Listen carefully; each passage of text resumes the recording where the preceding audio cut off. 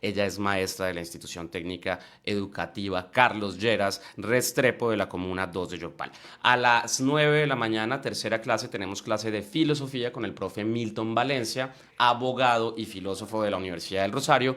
Y finalmente, hoy tenemos una clase especial de arte con el maestro Jolman Cáceres. Él es un profe que toca el instrumento de las maracas y además tiene una labor pedagógica muy interesante porque trabaja con la población síndrome de Down y con otra población que tiene unas características especiales y que tiene una energía muy bonita, pues el profe tiene un trabajo muy loable con ellos. Saludamos a todo el equipo de la Oficina de Prensa de la Gobernación, a Giovanni Reyes, nuestro jefe de prensa, a Jimmy Gómez, director de la emisora, a toda la gente de la Secretaría de Gobierno y la Secretaría de Educación, our Chief Commander, el señor gobernador de Casanare, Salomón Sanabria, y a todos ustedes, amigos, estudiantes, compañeros maestros y toda la gente que se conecta con nosotros. 8:07 de la mañana, sin más preámbulos, vamos a saludar al profe David Garzón. Profe David, bienvenido, estamos al aire, profe. Muy buenos días a todos, a Andrés y a la estimada audiencia. Vamos a compartirles a ustedes lo que hemos trabajado para el día de hoy sobre desarrollo sostenible. La idea es revisar las principales problemáticas. No sé, Andrés, si me podrían dar opción Compartir para pantalla, si ya estamos compartirla. ahí, sí señor, listos, por supuesto. Listo. Entonces, bueno, mientras vamos avanzando, la idea sobre todo es comentarles, yo les había dicho que en desarrollo sostenible hay que revisar los principales problemas, cómo funciona la naturaleza y luego ahí sí hablar de sostenibilidad. Vamos en ese camino. Vamos entonces a Ya revisar estamos en la compartiendo noche pantalla, de profe hoy. David. Listo. Les vamos a mostrar entonces un estudio de las Naciones Unidas que habla sobre la situación del medio ambiente y cuáles son los principales problemas que existen en la actualidad frente al desafío medioambiental para que vayamos un poco entrando en esa materia. Entonces, lo primero que hay que decir es que hay que hacer una relación, y eso lo hacen las Naciones Unidas, frente a la salud del medio ambiente y la salud de los seres humanos, porque de esa manera un poco nos impacta más. A veces hablar de la naturaleza en abstracto no nos conmueve, sino nos damos cuenta que nos está sucediendo a nosotros como seres humanos. Entonces, los 5 sistemas socioecológicos que tienen esa relación son la atmósfera, la tierra, el agua, los océanos y la diversidad biológica, de la cual vamos a hablar por cada uno de ellos más adelante. Y la idea es mostrarles que así como los problemas que los seres humanos generamos en el medio ambiente, como las cocinas, los incendios forestales, la contaminación urbana o los gases de efecto invernadero, ellos tienen problemas también para la salud de las personas. Esas específicamente son las mayores causas de muerte, enfermedad y desplazamientos por asuntos pulmonares a nivel mundial en los seres humanos. La contaminación atmosférica frente a la tierra, la desertificación, deforestación y la polución Profe química, David, eso también afecta el acceso. ¿Sí? profe, ya puede compartir pantalla, ya Sí, está. sí, Ah, sí, sí, ya estamos listos, ya está ahí está listo. sí, sí, sí. Listo. Listo, frente al asunto de la tierra, los efectos entonces que les comentaban de desertificación, deforestación y polución climática también tiene efectos sobre el acceso a la tierra y el empleo en los seres humanos. Por otro lado, la contaminación del agua y la extracción de diferentes recursos. Se ha descubierto, por ejemplo, en las fuentes de agua que los antibióticos que usamos los seres humanos no se pueden descomponer en el proceso biológico normal y genera aumento de contaminación. Eso también tiene efectos sobre la salud y el empleo de las personas. Asimismo, la disminución o los desechos plásticos en los océanos, la decoloración de los corales o el deshielo de los casquetes polares también tiene pérdidas en la pesca de las personas y en la fácil alimentación de las personas que viven en las zonas cercanas a los océanos. Y frente a la diversidad biológica, la pérdida de polinizadores, la extinción de genes, especies y ecosistemas, pues tiene efectos sobre la seguridad alimentaria y la zoonosis, que el caso más claro es el del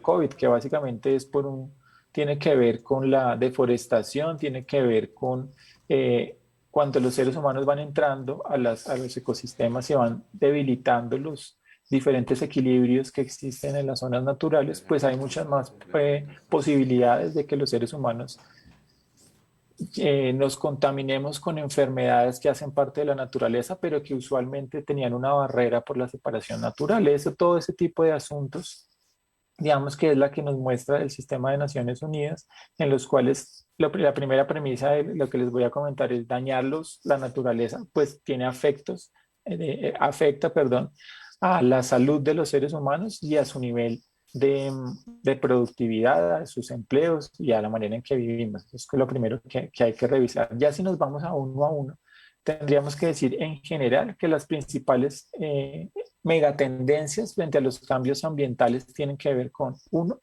la presión demográfica, el número de personas que estamos hoy en el planeta, pues hace que se requieran cada vez más recursos. El tipo de desarrollo económico del que hablamos la sesión pasada, entender el desarrollo económico solo como crecimiento económico, pues genera que no tengamos cuenta los diferentes efectos sobre la población y sobre el ambiente. La concentración en ciudades también es desastrosa para el medio ambiente por los altos niveles de contaminación y la poca capacidad que tiene la tierra para recuperarse. Los problemas de gobernanza en función de que no somos capaces de ponernos de acuerdo para las principales políticas de manera coordinada, tanto en forma descentralizada como a nivel mundial, y la acelerada innovación tecnológica también, que si bien puede prestar y algunos son muy entusiastas frente a lo que puede hacer en relación de la protección de la naturaleza, pues también tiene efectos desastrosos, como ustedes están viendo, de todos los minerales que se necesitan para toda esta nueva innovación tecnológica de los materiales raros, que son los que están un poco a la vanguardia frente a todo lo que se requiere para hacer celulares, para hacer computadores, en fin, todos los nuevos componentes que se utilizan, pues también están generando degradación como cualquier otro tipo de extracción. Entonces, estos son los principales componentes, la presión demográfica, el desarrollo económico, la urbanización, la innovación tecnológica y los problemas de gobernanza que nos impiden de alguna manera tener unos puntos de acuerdo para poder contrarrestar los efectos ambientales. Y si ya vemos un poco los efectos que tienen esos ambientales en cada uno de esos sistemas que les mostré, pues el primero y el que ustedes pues todos reconocemos tiene que ver con el aumento de las emisiones de dióxido de carbono, que en cualquier gráfica que ustedes vean desde el comienzo del siglo XX hasta el final, pues se multiplicó de manera exponencial los, los, las toneladas de dióxido de carbono que se emiten al planeta. Eso digamos que ya es de amplio conocimiento. Ya cuando nosotros miramos quiénes son los que más producen, son los países que están en desarrollo y que ya se pueden considerar desarrollados, como China, Estados Unidos, la Unión Europea y la India son los grandes, digamos, contaminadores por dióxido de carbono, y ya en el resto del mundo se reparte el otro 30% de las emisiones. Entonces, pues ahí es donde principalmente hay que hacer el énfasis. También tenemos quién genera la contaminación por los gases de efecto invernadero. Nosotros normalmente pues pensamos en el transporte, pero eso solo contribuye con el 14%. Otras formas de electricidad, como por ejemplo las que utilizan el carbón, que en Europa son bastantes, contaminan con el 25%, pero también, ya es importante mencionarlo, la agricultura también contamina con otro 24% y genera dióxido de carbono, y la industria con otro 20%. Entonces, digamos, hay que mirar que no solamente es el transporte, sino que la agricultura, otro tipo de electricidades, eh, el transporte y la industria, pues son los que generan el efecto invernadero. En general, pues podemos decir que para la contaminación por aire, todas las emisiones que nosotros los seres humanos realizamos, seguimos alterando esa composición de la atmósfera, damos lugar a que el aire se contamine, a que aumente el cambio climático, a que se reduzca el ozono estratosférico y a que cada vez haya más sustancias químicas persistentes y bioacumulativas, que son las que finalmente terminan generando problemas pulmonares que tienen un alto impacto en la salud de las personas. Entonces, hoy estamos hablando particularmente de los problemas. Frente a otro asunto que es clave, es la diversidad biológica. La diversidad biológica entonces está o tiene que ver con qué tan diverso son los genes, las especies o los ecosistemas. Eso es muy importante para la naturaleza porque la naturaleza no entiende de especies únicas, ni de compuestos únicos, ni de ecosistemas que sean de un solo tipo, como los cultivos normalmente agroindustriales, sino que se forma de una serie de relaciones entre diversas especies, diversos tipos de geografía eh, y diversos factores climáticos que componen diferentes ecosistemas. Y esto se está perdiendo también y causa extinción en las especies. Entonces, los ecosistemas y la diversidad, más adelante podremos mirar el funcionamiento de la naturaleza, pues es lo que permite que exista regulación del clima, que se filtre el aire y el agua, que el suelo retenga ciertos y suelte otros, digamos, procesos y que con eso se mitiguen los desastres naturales. Por eso algunas veces cuando no hay tanta diversidad en las ciudades, pues las inundaciones se dan de manera más rápida, cuando no se respetan los humedales sucede también ese tipo de cosas. Entonces, la biodiversidad no solamente en la geografía, sino en las especies también es muy importante porque pues es un ciclo interconectado que es parte de la manera en que la naturaleza piensa y es lo que hay que mantener. Provee también de diferentes elementos como madera, recursos pesqueros, facilita la polinización y a nosotros pues nos promueve el ecoturismo, los medicamentos, digamos que pues de la biodiversidad depende todo lo que nosotros hacemos, de lo que nos alimentamos y las posibles curas de las diferentes enfermedades que vayan más adelante a operar.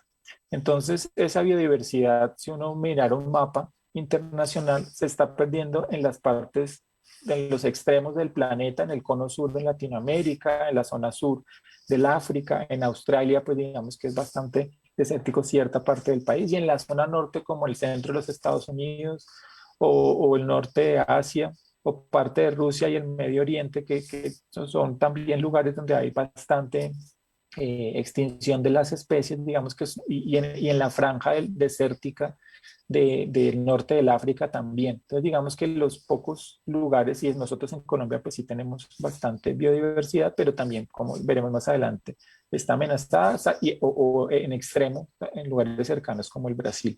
Entonces, esto pues es otro problema importante porque de esto dependemos definitivamente de la diversidad biológica y pues también está en extinción, particularmente si hablamos de especies. Los mamíferos tienen una mayor cantidad están amenazadas por problemas de biodiversidad. Parte de las aves, menos los reptiles y los anfibios son bastante amenazados por estos problemas de biodiversidad biológica que hay pues que tener en cuenta. En relación con los océanos y las costas, podemos entonces también determinar que los océanos, la atmósfera y el calentamiento de la atmósfera genera en los océanos también un impacto porque los océanos absorben el dióxido de carbono o parte del dióxido de carbono también ayudan a absorberlo del que está en la atmósfera. Al ser mayor la cantidad de dióxido de carbono que existe en la atmósfera, los océanos se acidifican y generan diferentes efectos también en sus ecosistemas internos. Entonces, por eso se ve la decoloración de los corales, que son como unas especies muy sensibles a los cambios de temperatura y a los cambios de composición. Y son de alguna manera como el termómetro para mirar cómo están los océanos. Ahí es donde se nota bastante eso.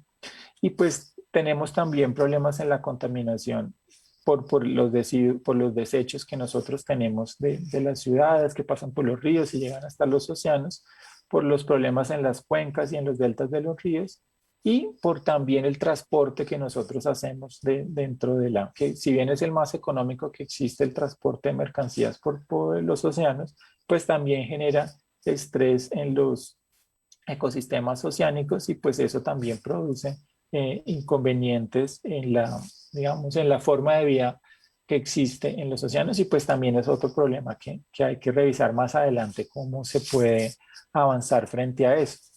Otro tema que habría que revisar ya es el asunto de la tierra y el suelo. Si miramos unas cifras así como grandes, tenemos que para alimentar a 10.000 millones de personas en el 2050 necesitaríamos aumentar la producción de alimentos en un 50%. para poder alimentar a toda la gente que se viene, si bien los niveles de personas o de niños se están disminuyendo en algunas de las regiones del mundo como Europa, los Estados Unidos, el Asia, sobre todo en China y en parte de ciertos lugares de Latinoamérica. En otros se está aumentando también como en países en desarrollo como el África o ciertas partes de las regiones de Latinoamérica. Entonces, digamos que lo cierto es que va a haber más personas, se necesita más producción de alimentos y si bien, pues eso en países como Colombia es una noticia importante porque de aquí es donde podemos generar a través de procesos agropecuarios alimentación para diferentes lugares, pues también eso genera una carga adicional en la tierra. Entonces, hay que mirar, si nosotros miramos la superficie de la Tierra como un todo, tenemos que el 70% es agua, solamente el 30% lo podemos usar. De ese 30% que es de tierra, el 71% es habitable porque el 10% son glaciares y el otro 20% pues son tierras baldías. Y entonces de ese 70% que es habitable, el 50% se dedica a la agricultura, el 37% se dedica a bosques y como o un porcentaje muy pequeño como el 2 o el 3% es donde vivimos en las ciudades. Entonces digamos que de la tierra la mitad está dedicada a la agricultura y de la agricultura el 77% está dedicado, que son más o menos 40 millones de kilómetros cuadrados en el mundo, está dedicado a la ganadería y solamente el 23% está dedicado a otro tipo de cultivos. Entonces, digamos que por eso hablábamos antes que las ganaderías generan efectos de calentamiento global por emisión de dióxido de carbono y además pues dependiendo cómo se tenga eh, pues si es intensivo o es extensivo pues también ayuda a la desertificación del suelo y además pues normalmente se talan muchos bosques para poder generar grandes pastizales. Entonces esto pues es un problema también ya si lo vemos no solamente en el departamento sino en términos globales porque consume un muy alto porcentaje de la tierra que existe y eso impide pues los procesos de biodiversidad que que se les estaba comentando anteriormente. Si a eso entonces le sumamos que los alimentos que producimos se pierden alrededor del 33% y eso, que eso es una cifra conservadora porque veremos más adelante que hay lugares donde se desperdicia al menos la mitad de la comida que se produce, pues podríamos revisar que estamos haciendo el sistema un poco, se necesitan alimentos, pero se requieren que además sí se consuman y mirar qué se hace también con los desechos, que eso es un poco lo que miraremos más adelante en la economía circular, que tiene que ver con todo el proceso general. Pero esto mirando la tierra, el suelo y lo que se hace por degradación, desertificación y deforestación, que son problemas pues que nos afectan a todos y en mayor medida a algunos.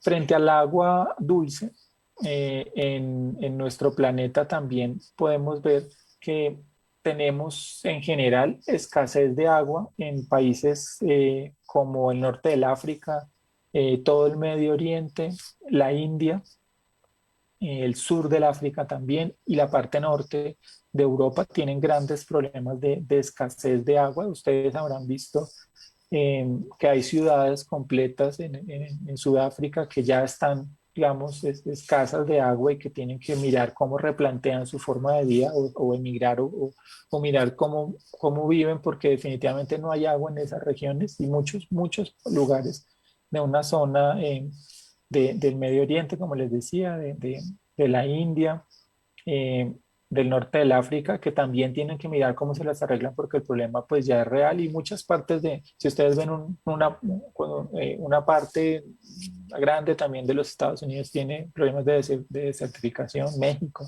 en fin, hay varios lugares por los cuales el agua dulce, que es la que digamos que no se genera en tantas cantidades como los océanos, pues es escasa en varios lugares y además pues si se contamina, pues es un problema grave. Entonces, con los problemas tenemos pues escasez por un lado, sequías por el otro, pero con el calentamiento global y los problemas que genera también por el otro lado tenemos tormentas e inundaciones. Eso también es un problema que afecta al agua. Y ya en los polos, pues el aumento del deshielo y del manto, digamos, de la nieve que tiene el suelo, la descomposición de los humedales, también eso es un problema. Y las enfermedades infectocontagiosas por las bacterias que hay en el agua también son problemas que nos afectan, digamos, de manera bastante seria y que generan bastantes enfermedades en nuestros países particularmente, además con nuestro clima tropical por otros vectores que tenemos asociados al Zika o al chikungunya o quién sabe cuántos más que nos hagan falta todavía revisar. Para terminar, lo más grave viene siendo y que nos afecta a todos y particularmente a Colombia, pues de eso le podríamos dedicar un capítulo especial, es el cambio climático. El cambio climático que tiene que ver con el calentamiento, pues de tanto del aire como de los océanos, el aumento del nivel del mar. Hay muchos lugares en Europa, hay muchos países que casi todas las ciudades importantes están cerca de los océanos y han tenido que hacer unas barreras con ingenieros para poder levantarlas para que el mar no los consuma, pero digamos que eso tiene su punto y no necesariamente eso va a ser así. No los va a poder, a ese nivel de aceleración del manto del nivel del mar no los va a poner detener para siempre, pero en Colombia también tenemos lugares, particularmente como la Ciénaga de Santa Marta, lugares que son bastante, digamos, inundables.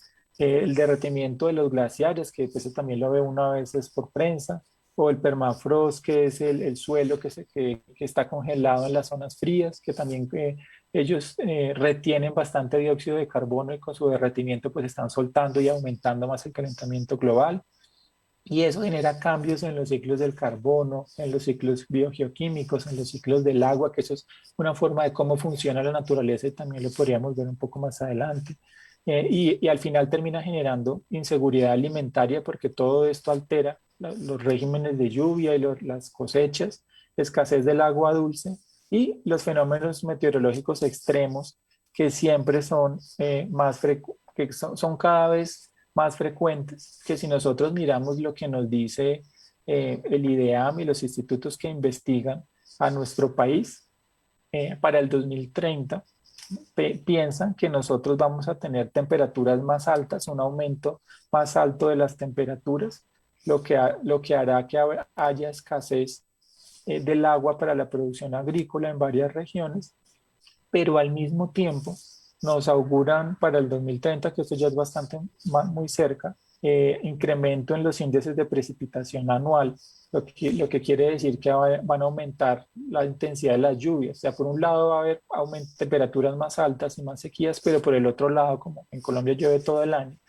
vamos a tener también lluvias, a arreciar las lluvias de manera más alta, y eso va a afectar particularmente el centro y el centro oriente y va a ser, en unos lados aumenta y en lugares como el Caribe y la región amazónica podría disminuir eh, y generar entonces pues problemas de escasez. Eso como ya lo veremos más adelante, genera entonces el cambio climático efectos distintos, de alguna manera que es lo que todas esas tendencias que se generaban antes, en las cuales las personas más o menos sabían en qué fecha sucedía cada cosa, cada vez pues es menos estable el clima y eso pues es lo que no, lo que genera, lo que hace que la gente piense un poco que el clima está loco, por decirlo de alguna forma, y tiene que ver con todos estos problemas en los sistemas que hemos visto anteriormente.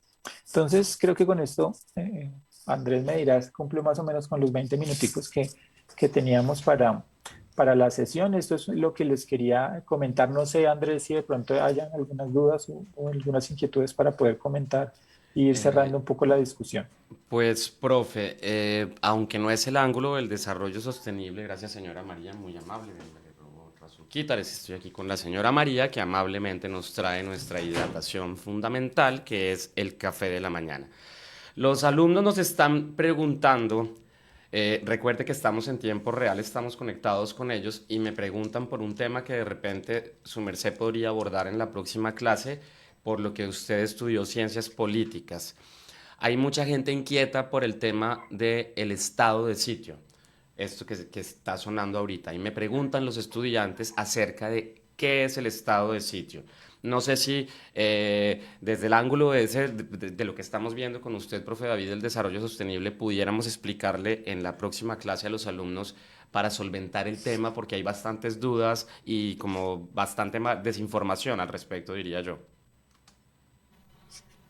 Sí, podríamos trabajar en la siguiente sesión, porque ahorita no creo que alcancemos a No, desarrollarlo, era pero para contárselo, digamos que es como la inquietud que más tenemos recurrente en estos últimos días por parte de nuestros estudiantes. sí, podríamos trabajar un poco el tema del estado del sitio frente a cómo se ha venido generando problemas pues, que han existido porque no es algo nuevo ni que se haya dado solamente en este momento ni que se esté pensando hacer. Ya es, digamos, algo que usualmente sucede a lo largo de la historia. Y cuáles son, como en qué consiste, qué ha pasado y cómo se puede de alguna manera prepararse frente a lo que sucede, que son básicamente diferentes organizaciones que hay frente a los derechos humanos pues, que existen y dan soporte. Entonces, sí se podría comentar en la segunda hora y ampliar un poco más el tema. Pues, profe David, muchas gracias por compartir su conocimiento y su energía en esta primera clase del día de hoy. Estamos muy contentos con este ejercicio y es una clase que tiene mucha receptividad. Aquí nos envían saludos desde Santander. La gente dice, aquí toda mi familia está escuchando el programa. Está muy chévere. Entonces, bueno, profe David, así continuamos apropiándonos de nuestra educación y siendo agentes transformadores de la historia. Estamos en contacto, profe, y recuerde que continuamos al aire, profe. Esta es Manare Radio, HJCK 95.3 FM, transmitiendo desde Yopal para la Orinoquía colombiana. Manare Radio, emisora de interés público de la Gobernación.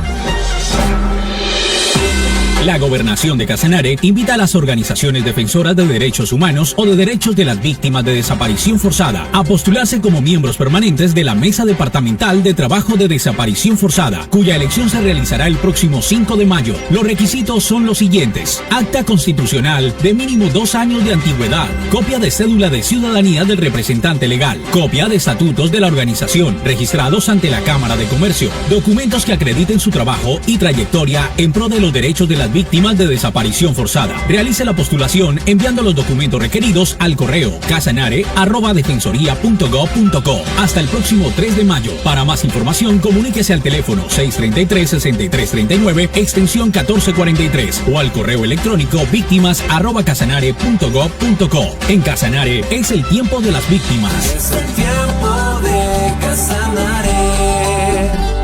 Yo me la pongo, yo me la pongo, yo me la pongo ya. Yo me la pongo, porque Colombia junta avanzará. Yo me la pongo por mi familia, yo me la pongo pa' camellar. Yo pa' poder abrazar a mis nietos y yo pa' volver a rumbear. La vacuna que tú te pones, a ti a todos protegerá. Vacunémonos y volvamos a vivir, a viajar, a vernos, a visitarnos, a vencer, a vibrar y a valorar cada momento de la vida. Ministerio de Salud y Protección Social. Conoce los beneficios de vacunarte en misalud.com.co/mivacuna. Es el tiempo de Casanare. ¿Y sigues creyendo que las normas para prevenir el contagio de COVID-19 no van contigo? ¿Que esto es un juego? ¿Que eres inmortal? Pues no lo eres. Ni tus hijos, ni tus padres, ni tus abuelos, ni tus hermanos, ni tus amigos, ni tus vecinos. Nadie es inmortal. En cambio, si alguno de ellos llega a sufrir esta enfermedad por tu irresponsabilidad y no lo superan, nunca te lo perdonarías. Usa la mascarilla como es. Respeta las distancias, lávate las manos. Si te proteges, proteges a todos. Un mensaje de Manare Radio, emisora de la Gobernación de Casanare. Es el tiempo de Casanare.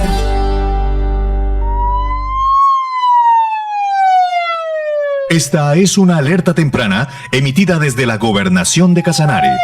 A través de la Dirección Departamental de Gestión del Riesgo de Desastres enviamos este mensaje de advertencia y prevención. Amigo casanareño, ¿sabe usted sobre el fenómeno de la Niña? Según el IDEAM, a raíz de este fenómeno natural, las lluvias serán más fuertes de lo común hasta en un 40%. Desde la Dirección de Gestión del Riesgo de Desastres, lo instamos a revisar y asegurar su vivienda, a reforzar techos para que puedan soportar las lluvias y los vientos fuertes, limpie canales y desagües. Recuerde que la construcción de viviendas en las rondas protegidas de los afluentes está prohibida. Por ningún motivo compre, alquile o construya en zonas inundables.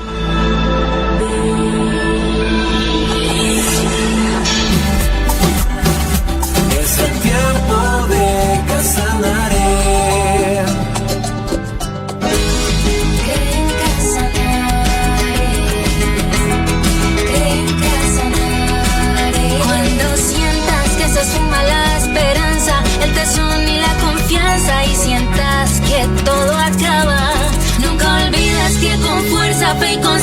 distancia, con lucha y perseverancia, hoy saldremos adelante.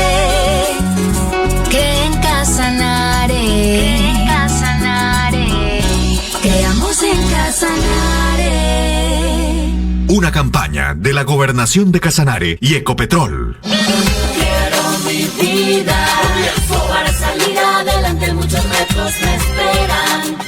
Quiero mi vida, Lo digo para ser libre, con lo mejor, en lo malo no me quedo. No creo, lejos de mí, de lo que me hace daño, de malos parches me alejo, lo hago, nadie me presiona. yo solo digo, lo creo, lo hago. Quiero mi vida sin drogas. Yo solo digo, lo creo, lo hago. Quiero mi vida sin drogas. Programa Implementación de Dispositivos Comunitarios. Secretaría de Salud de Casanare.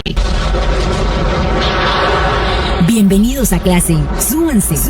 Esto es Al Aire, Profe. En Manare Radio, emisora de la Gobernación de Casanare.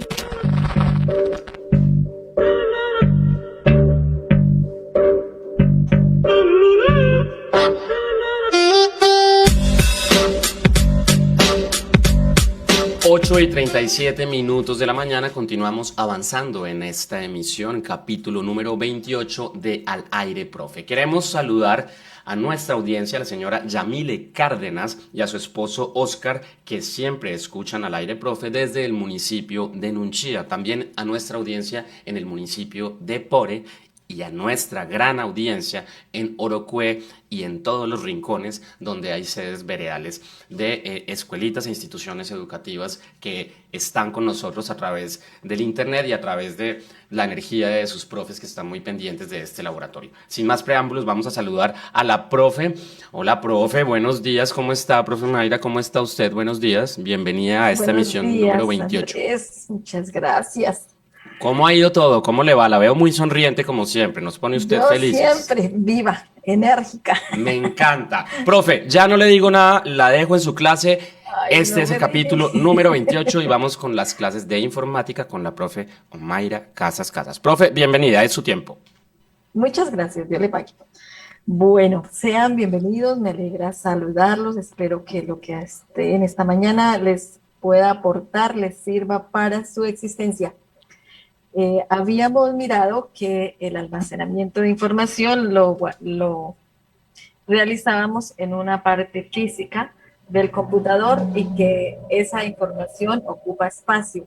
Por lo tanto, habíamos dicho que teníamos que hacer limpieza, regularmente revisar los archivos que no necesitamos, los que están duplicados, hacer como una limpieza igual que hacemos con nuestro cuerpo, con nuestra vivienda.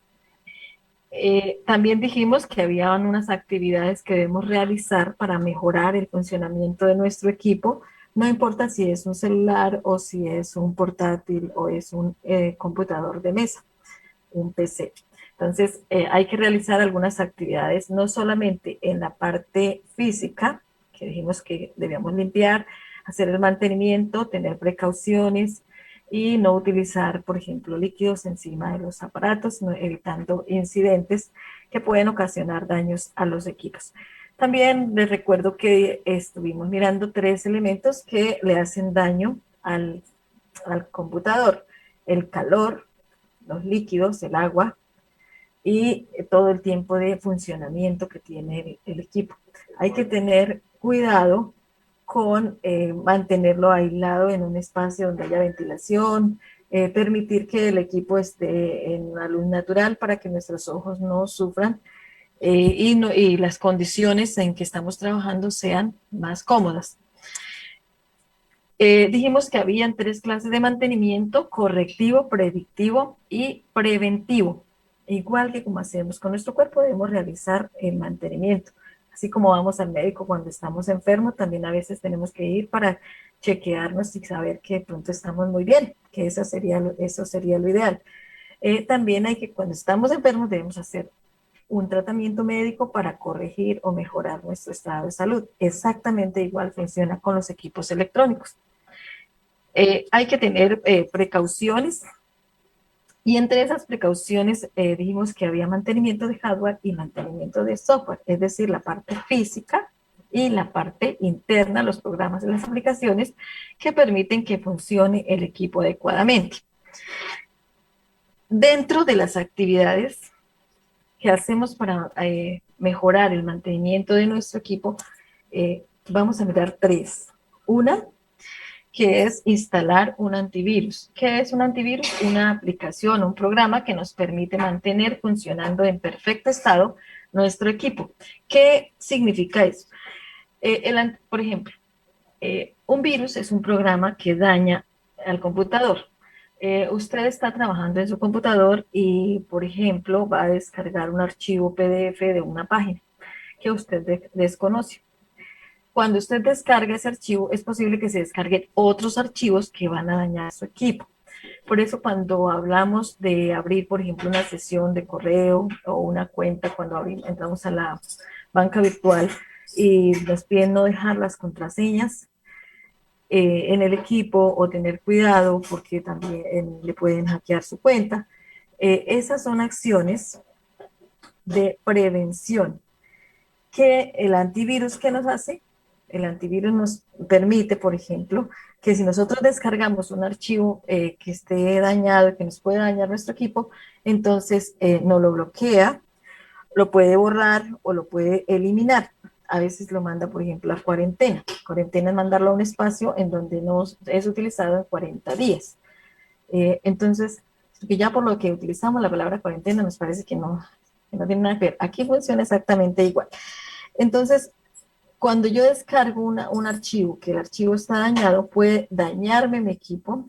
Tiene 3 acciones básicas. Una, puedes duplicar los otros archivos. Digamos que yo tengo una hoja de vida en Word, un procesador de texto, y lo tengo almacenado. Cuando lo abro, entonces el virus lo que hace es hacer otra copia. Y si lo abro 5 veces, hace 5 copias. Entonces va adelantando, hace copias. Quiere decir que está ocupando espacio porque está haciendo copias de los archivos.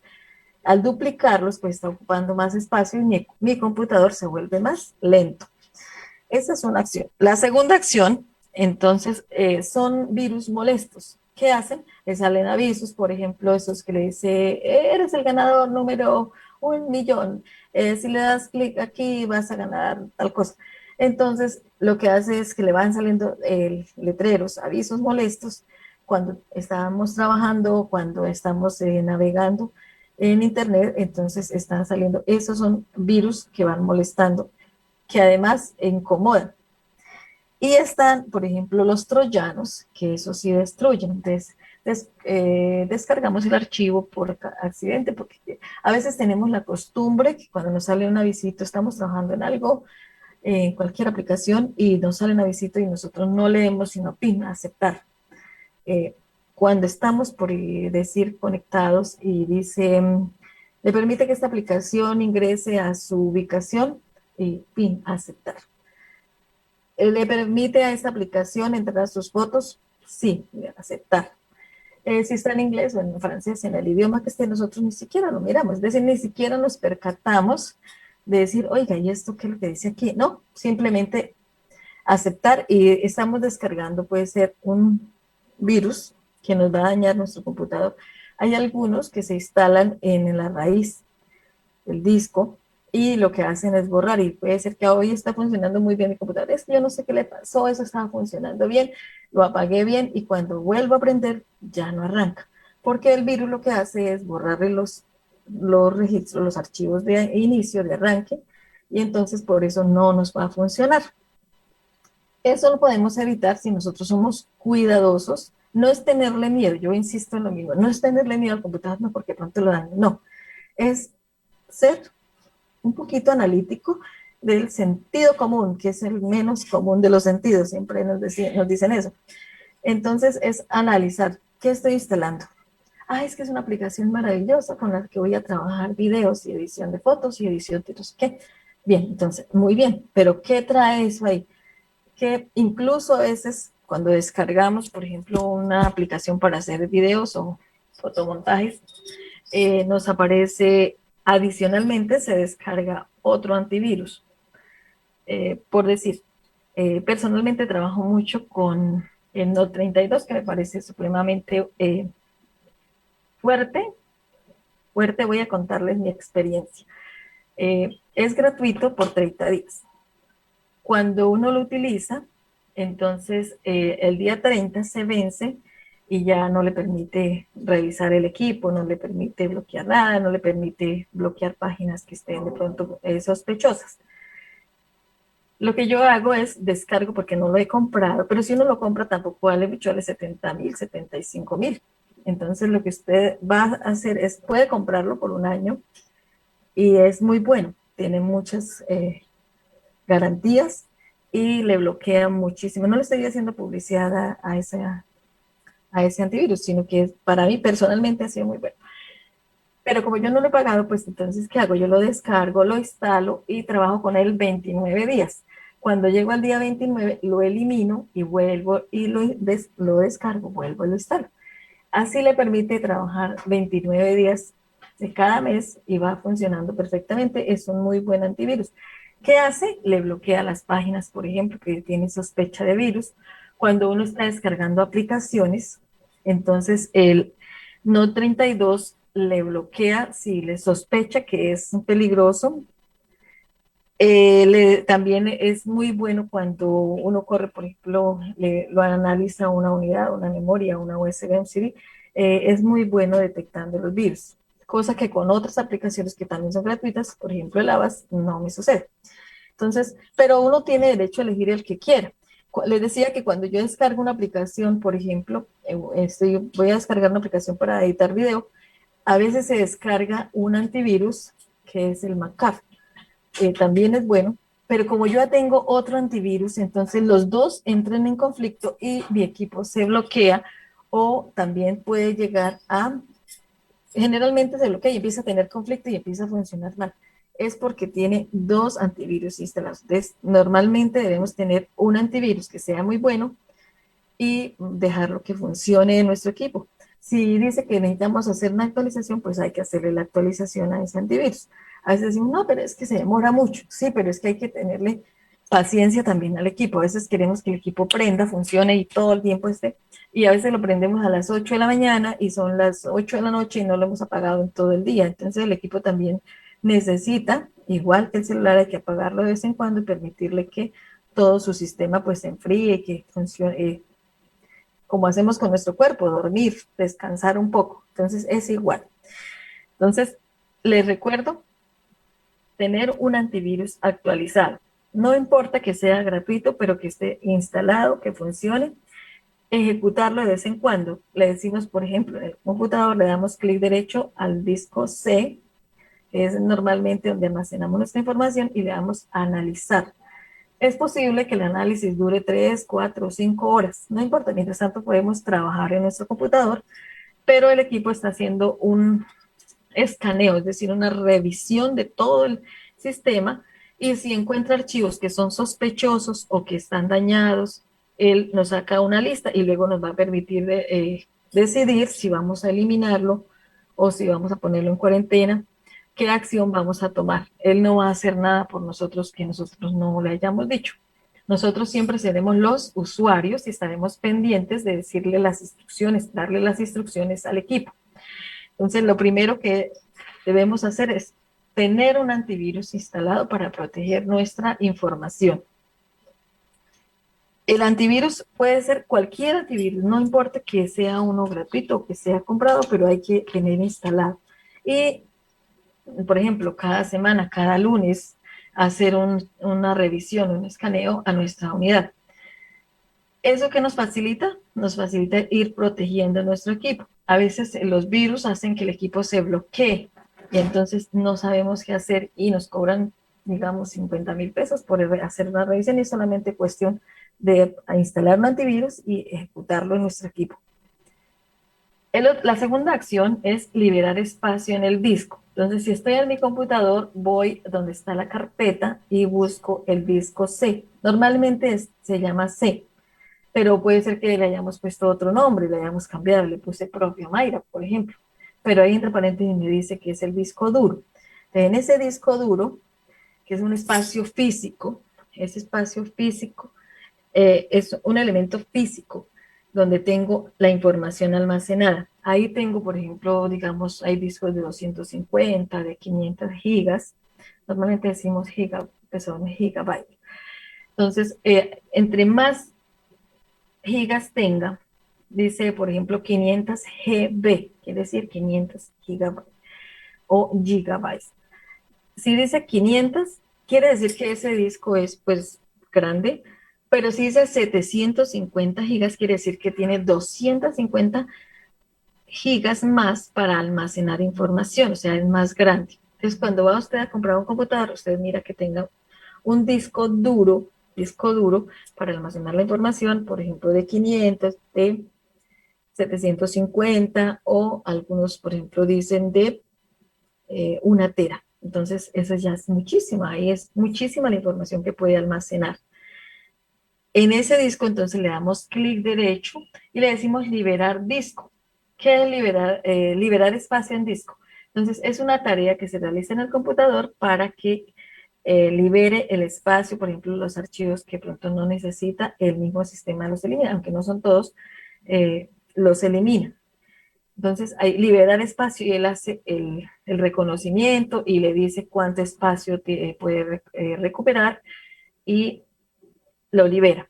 La segunda es desfragmentar el disco. Digamos que usted tiene una caja llena de muchas figuras geométricas, muchas. Entonces, están todas desordenadas. Entonces, la caja no solamente está llena la caja, sino que por encima sale una montaña de figuras geométricas de todas las clases. Pero si usted coge con cuidadito y va organizando una por una y las organiza y que queden en orden, entonces, ¿qué sucede? Pues que va perfectamente, va a poder cerrar la caja. ¿Por qué? Porque quedan organizadas y quedó distribuido el espacio. Lo mismo sucede cuando yo le digo desfragmentar disco. Todos los archivos están regaditos, hay espacios, hay espacios dañados. Entonces, la opción que hace mi equipo cuando le digo desfragmentar disco, ¿qué es? Ir y ordenar los archivos de tal manera que queden cuadraditos, como dijéramos con las figuras geométricas, y vamos a tener más espacio para poder trabajar. Eso hace que mejoren las condiciones de nuestro equipo. La tercera acción es borrar archivos temporales. Hay muchas clases de archivos temporales que se generan cuando usted está trabajando en su equipo. Entonces, digamos que estaba trabajando y había un virus. Hola. Usted Hola. está trabajando. ¿Sí? Sí, señora. Usted está trabajando y hay un virus, entonces significa que puede estar haciendo copias de los archivos. Se fue la luz y quedó un archivo ahí temporal. Los nombres de los archivos temporales se identifican porque cuando dice, por ejemplo, un archivo Word dice, digamos que lo llamé Omaira Casas, dice omairacasas.doc. Ese .doc es la extensión de la aplicación a la que pertenece. Entonces, si yo digo, aparece omairacasas.tmp, o sea, temporal, significa que es un archivo que está ocupando espacio y que no lo necesito y que no es en el que estoy trabajando. Esos son archivos temporales que hay que eliminarlos porque con el tiempo, por ejemplo, hay 6,000, 7,000, 8,000, pues eso ocupa muchísimo espacio en disco. Entonces hay que borrarlos. Entonces hay otras extensiones para los archivos, por ejemplo, temporales. Los que tienen la lineecita que tiene la ñ encima, por ejemplo, empieza la lineecita y empieza Omaira. Entonces, esos son archivos también temporales, también se deben eliminar. Todos esos archivos se encuentran en el disco. Lo que pasa es que no sabemos en dónde. Yo no puedo ir a hacer una lista y hay 8,000 archivos a ver cuándo encuentro el archivo temporal. No, pues tengo que ir y le doy buscar, donde busco los archivos y le doy, por ejemplo, asterisco.tmp. Es lo que me hace, es un listado de todos los archivos que tengan la extensión temporal, tmp. Y cuando yo los encuentro, lo que hago es eliminarlos. Eliminar es de darle clic en el teclado, de darle la opción en el teclado, suprimir, o seleccionarlos todos, control E, suprimir, y él los borra. Entonces, son archivos que se pueden borrar que no le van a hacer falta al equipo, no nos van después no nos va a decir que hace falta un archivo para arrancar, no. De eso no nos va a hacer falta. Entonces hay que tener precaución que cuando yo estoy borrando los archivos, pues no vaya a borrar archivos del sistema. Eso sí hay que tener cuidado. Ay, no me saque. Ese timbre me pone nerviosa. La profe. Entonces, ay, profe, no. Hay que, sí, no, que no alcanzo a decirlo. Recuerde que yo no soy el de la campana, profe. Recuerde que la campana no es mía. Me cambia la actitud. Entonces hay que ponernos pilas con la limpieza de nuestro equipo. Igual les dije la vez pasada, hay que tener una silla cómoda para trabajar cuando usted esté trabajando con su equipo, por ergonomía de su cuerpo, de tener una silla y tener los pies en el piso, les dije la vez anterior. También hay que hacer pausas activas, un minutico para decirles, pausas activas durante el trabajo, por ejemplo, cada hora y media, levantarse, estirar el cuerpo, tomar agua, mirar a lo lejos, descansar los ojos antes de seguir trabajando. A veces duramos mañana, tarde, noche, y a veces lo menos aconsejable es trabajar en la noche, porque además tenemos que recibir la luz eléctrica, entonces eso nos daña más, por ejemplo, la visión. Entonces, y sacar un tiempito para hacer revisión a su equipo, les recomiendo. En este día no alcanzamos a hablar mucho, pero les recuerdo que hay que instalar un antivirus y hacerle limpieza a su equipo. Y los abandono en este punto. Muchas gracias. Profe Omaira, muchas gracias a usted por compartir su energía, su conocimiento. Le reiteramos que tiene usted bastante fanaticada, bastantes profes aliadas, y desde el municipio de Porinunchía le envían muchos saludos. No sé si su merced tenga familia allá, pero se reportan, se alborotan con usted la gente. Ay, tan bonito, muchas gracias. Estamos muy contentos, profe, ya nos tomaremos un tinto, esperamos pronto podernos tomar un cafecito y ojalá todo cambie. Qué curioso que mientras estamos dando esta clase de informática nos llega una información bastante compleja al respecto de la caída del internet en Cali y en el Valle del Cauca y las probables afectaciones el día de hoy en la caída de las redes. Continuamos desde este espacio llamando a la conciencia, a la paz y a la resolución de esto, porque el tema del baño de sangre continúa y el caos continúa. Desde aquí nosotros no hacemos sino anhelar que todo esto cambie. Suponemos y creemos en que este ejercicio que hacemos con los profes, esa es nuestra manera de protestar, esa es nuestra manera de sentar una voz educando, que es lo que nosotros hacemos de la mejor manera posible. Pero eso no significa que no estemos preocupados y que no estemos llorando por lo que está sucediendo en el país. Anhelamos que todo esto cambie y que no mueran más personas, más jóvenes en medio de esta situación. Entonces, profe Omaira, muchas gracias. Estamos seguros que así juntos estamos transformando el país y su sonrisa nos contagia siempre y nos emociona, profe. Nos vemos en 8 días, profe Omaira. Muchas gracias. Dios lo permita. Bueno. Que Dios lo permita, sí señora, que Dios nos proteja a todos, porque el momento histórico está bastante convulso, es una distopía bien armada. Señoras y señores, 8:59 de la mañana, vamos a unos mensajes institucionales para que conozcan qué están haciendo aquí los funcionarios desde la Gobernación de Casanare y continuamos a las 9 de la mañana, después del recreo, con nuestra clase de filosofía con el profe Milton Valencia, abogado y filósofo de la Universidad de Rosario. 9 de la mañana, recuerden que así estamos juntos transformando nuestra historia y poniéndole el pecho y la sonrisa a este momento. Ya volvemos.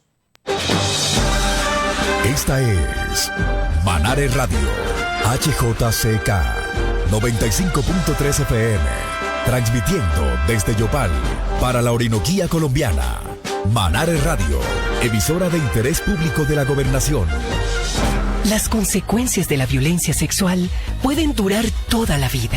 En caso de violencia sexual, busque atención médica y orientación. Si es posible, antes de 72 horas. Es gratuita e inmediata. Diga no a la violencia sexual. Derecho a la salud por una vida digna. Campaña del Ministerio de la Protección Social y OIM. Comprando en nuestro pueblo todos vamos a ganar.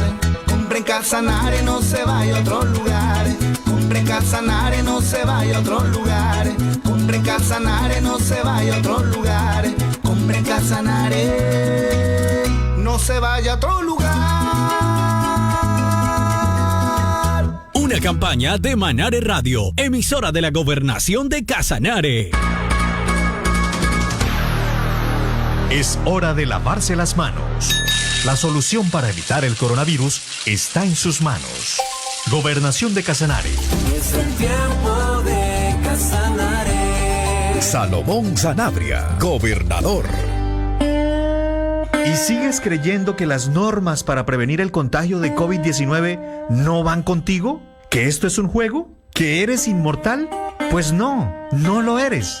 Ni tus hijos, ni tus padres, ni tus abuelos, ni tus hermanos, ni tus amigos, ni tus vecinos, nadie es inmortal. En cambio, si alguno de ellos llega a sufrir esta enfermedad por tu irresponsabilidad y no lo superan, nunca te lo perdonarías. Usa la mascarilla como es, respeta las distancias, lávate las manos. Si te proteges, proteges a todos. Un mensaje de Manare Radio, emisora de la Gobernación de Casanare. Es el tiempo de Casanare.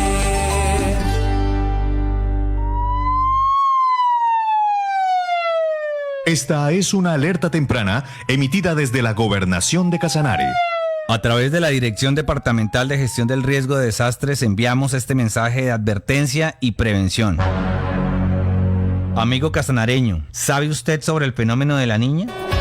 Según el IDEAM, a raíz de este fenómeno natural, las lluvias serán más fuertes de lo común hasta en un 40%. Desde la Dirección de Gestión del Riesgo de Desastres le invitamos a identificar los números de emergencias de su municipio y agregarlos a su teléfono celular e informar a las autoridades señales de peligro o cambios importantes que permitan la emisión de alertas oportunas. Recuerde que las líneas nacionales de emergencia son Cruz Roja 132, Defensa Civil 144, Bomberos 119, Línea Única de Emergencias y Policía 123, Policía de Tránsito y Transporte numeral 767.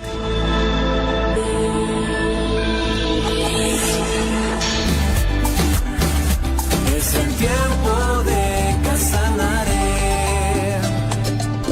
Yo me la pongo, yo me la pongo, yo me la pongo, me la pongo ya. Yo me la pongo, yo me la pongo, porque Colombia junta avanzará. Yo me la pongo por mi familia, yo me la pongo pa' camellar. Yo pa' poder abrazar a mis nietos y yo pa' volver a rumbear. La vacuna que tú te pones, a ti a todos protegerá. Vacunémonos y volvamos a vivir, a viajar, a vernos, a visitarnos, a vencer, a vibrar y a valorar cada momento de la vida. Ministerio de Salud y Protección Social. Conoce los beneficios de vacunarte en misalud.com.co/mivacuna. Es el tiempo de Casanare.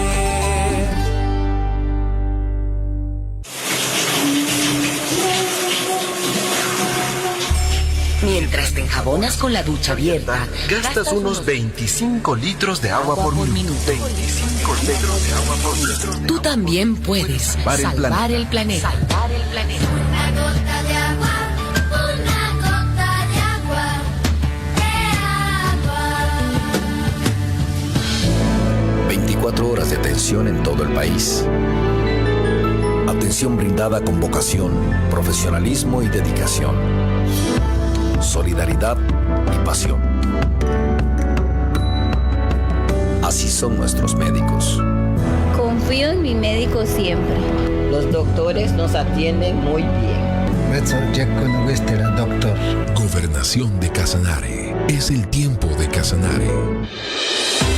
La Gobernación de Casanare invita a las organizaciones defensoras de derechos humanos o de derechos de las víctimas de desaparición forzada a postularse como miembros permanentes de la Mesa Departamental de Trabajo de Desaparición Forzada, cuya elección se realizará el próximo 5 de mayo. Los requisitos son los siguientes: acta constitucional de mínimo 2 años de antigüedad, copia de cédula de ciudadanía del representante legal, copia de estatutos de la organización registrados ante la Cámara de Comercio, documentos que acrediten su trabajo y trayectoria en pro de los derechos de las víctimas de desaparición forzada. Realice la postulación enviando los documentos requeridos al correo casanare@defensoría.gov.co hasta el próximo 3 de mayo. Para más información, comuníquese al teléfono 633-6339, extensión 1443 o al correo electrónico víctimas@casanare.gov.co. En Casanare es el tiempo de las víctimas. Es el tiempo de Casanare.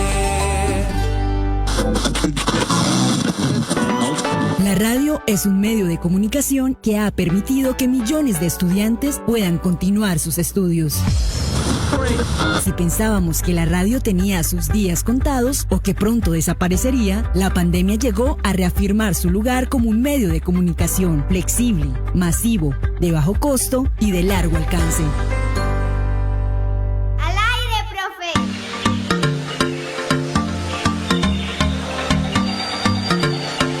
Al aire, profe.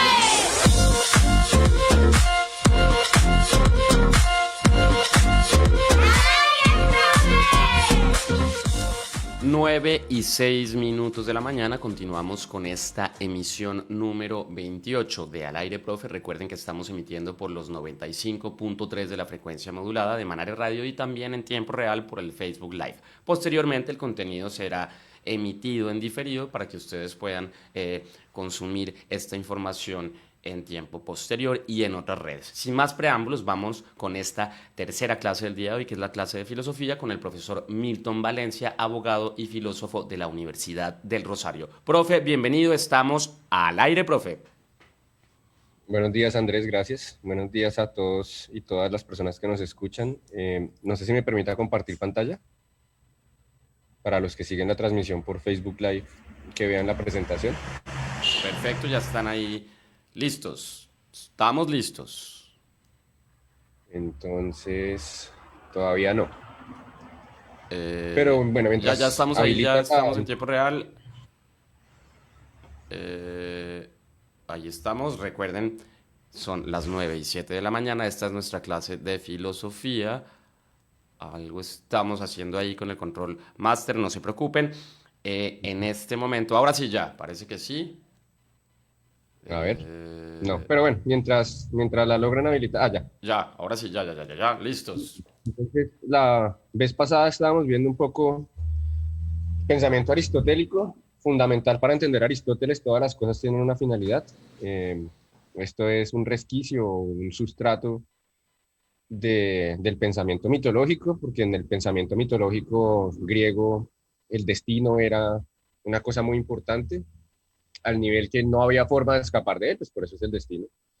Y digamos que parte de esa forma de ver el mundo, pues digamos, subsiste en Aristóteles. Y no son un Aristóteles, sino que es una forma muy humana de ver el mundo. Cuando uno trata de explicarle a un niño pequeño cómo funcionan las cosas en el mundo, casi siempre se trata de poner en términos de para qué sirve, ¿no? ¿Cuál es la finalidad de esa cosa? Entonces, no sé, por ejemplo, alguna vez haciendo un ejercicio de mirar qué tan vigente estaba el pensamiento aristotélico en ciertos cuentos infantiles, empecé a revisar un cuento de Winnie the Pooh y digamos que Winnie Pooh preguntaba, bueno, ¿y las abejas para qué hacen miel? Entonces, la respuesta que él mismo se daba, pues como esta visión de la finalidad de las cosas, era las abejas hacen miel para que los osos se las coman. Y pues yo soy un oso, entonces las abejas hacen miel para que yo me coma la miel. Es un poco esa visión de la finalidad de las cosas, y esto pues obviamente también está, digamos, que es como algo que inspira fuertemente toda la filosofía de Aristóteles. Las cosas tienen una finalidad por naturaleza, además. Entonces, cuando Aristóteles se pregunta qué es la política, la primera definición que nos da es que la política es una relación que se construye para el beneficio de los miembros que participan en ella, ¿sí? Y además es una relación comunitaria. Pero lo que va a hacer para distinguir esta relación política de otro tipo de relaciones, que era algo que también comentábamos la sesión pasada, que es como haciendo una especie como de recuento para que las personas que no escucharon la vez pasada no se pierdan tanto. Cuando él trata de establecer con claridad y con certeza cuáles son las relaciones políticas, pues tiene que diferenciarlas de otro tipo de relaciones. A él le interesa particularmente diferenciarlas de las relaciones familiares. Entonces, trata de ofrecer un criterio para mostrar que las relaciones entre padre e hijo, por ejemplo, o entre amo y esclavo, porque en Grecia existía esclavitud y estaba permitida y estaba, además Aristóteles trata de incluso justificarla política y moralmente. ¿Cuáles eran las diferencias entre esas dos relaciones, padres e hijos, amos, esclavos? Incluso esposo y esposa, porque para Aristóteles la persona que podía participar en la política era el hombre, y digamos que desde allá uno puede entender por qué tardó tanto tiempo en dársele el voto a la mujer. O sea, digamos que todas estas ideas que estamos viendo que nacieron hace 2400 años, tuvieron un impacto y siguen teniendo impacto en el mundo moderno. Y uno de los impactos que tuvo esto que propuso Aristóteles en la política, de que las mujeres no podían participar en política, ya les voy a explicar por qué, cuáles eran sus argumentos. Una de las razones digamos que esa idea de que solo podían participar los hombres en política, pues se mantuvo en Colombia hasta los años 50 del siglo pasado, que fue cuando se hizo el referendo para que las mujeres pudieran votar. Y más o menos, si uno mira los debates de la época, los debates que había entre conservadores y liberales, los argumentos que daban, que son malos evidentemente, pero pues digamos eran las razones que daban, los argumentos que daban son argumentos muy parecidos a los que ofrecía Aristóteles en la política. Entonces digamos que esto fue una cosa que trascendió su época y marcó un poco el desarrollo masculino de la política hasta entrado el siglo XIX y siglo XX, cuando empezó a permitirse el voto de la mujer y a que la mujer participara en política. Pero toda esta idea sí viene de Aristóteles y las justificaciones para no permitirle a la mujer participar en política son muy aristotélicas en el fondo. Entonces ahí vemos que todo eso que vemos tan lejano y que algunas personas dicen, no, pero pues ¿pero eso para qué? O sea, ¿para qué me sirve a mí saber qué dijo Aristóteles? Pues porque explica muchas cosas del mundo moderno. También explica la esclavitud, que era lo que les estaba explicando la vez pasada, particularmente en los Estados Unidos. Los argumentos que da Aristóteles para justificar la esclavitud en Grecia en el siglo IV a.C. son los mismos argumentos que daban los blancos del sur para justificar la esclavitud en el siglo XVIII en los Estados Unidos. Es exactamente el mismo argumento. Obviamente adaptado a las situaciones, pues Aristóteles pensando en Grecia y ellos pensando en sus Estados Unidos del sur, pero es el mismo argumento. Entonces, ¿qué dice Aristóteles respecto de estas relaciones? Las relaciones en el hogar, básicamente, porque si pensamos, pues digamos, hijos están en el hogar, esposa está en el hogar y esclavos están en el hogar. Entonces él dice, no, ¿cómo voy a hacer yo para diferenciar las relaciones dentro del hogar de las relaciones de la polis, de las relaciones ya propiamente políticas?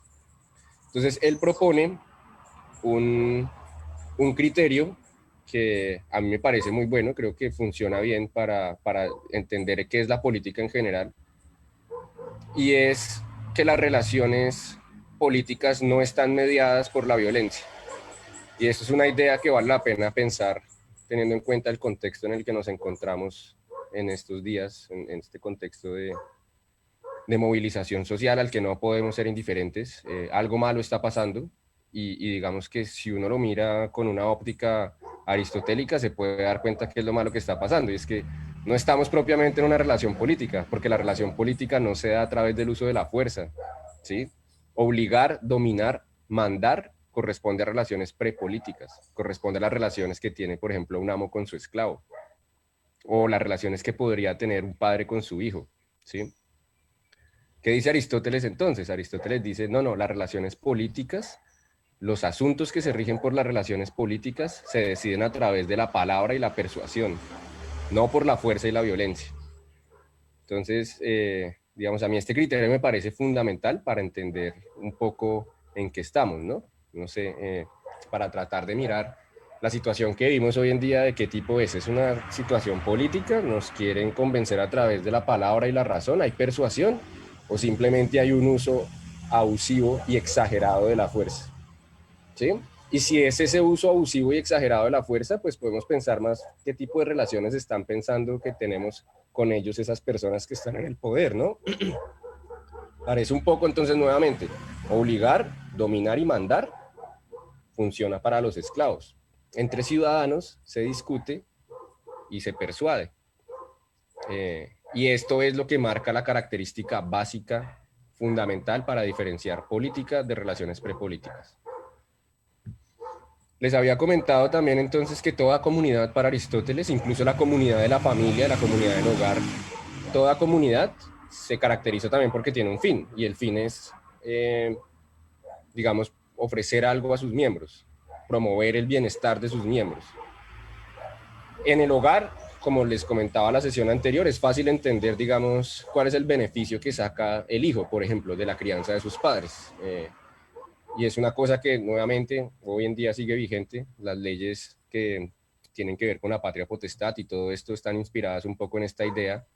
¿Cuál es la idea? Pues la idea es que la persona no se ha desarrollado completamente, no se ha desarrollado intelectualmente, requiere de alguien que lo guíe mientras adquiere las capacidades para tomar decisiones por sí mismo.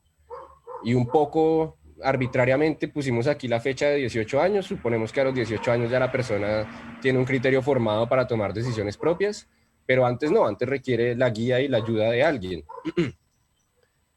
Y pues si ustedes se dan cuenta en la relación padres e hijos, yo no lo he visto mucho, hay personas que lo hacen, pero yo no lo he visto mucho, digamos que uno no trata de darle razones al niño de por qué tiene que hacer lo que uno le está diciendo que haga, ¿sí? Y entonces aquí vemos que falta el elemento clave de que dice Aristóteles, que es el elemento propio de la política, que es la persuasión y el convencer a través de la palabra, no de la fuerza. Pues puede que el niño pida explicaciones, el papá le diga por qué, pero pues en algún momento ya no va a seguir dando explicaciones, sino va a decir, bueno, hágalo porque aquí mando yo, ¿sí? Y eso, pues digamos, hasta cierto punto del desarrollo de una persona que todavía no puede tomar buenas decisiones por sí mismo, y esto es evidente en muchos aspectos. No hay nada más, no hay dinero que se desaparezca más rápido que si usted le regala 20.000 pesos a un niño inmediatamente, o a una niña inmediatamente van a comprar dulces o van a hacer cualquier cosa, los 20.000 pesos se van a acabar en 5 segundos.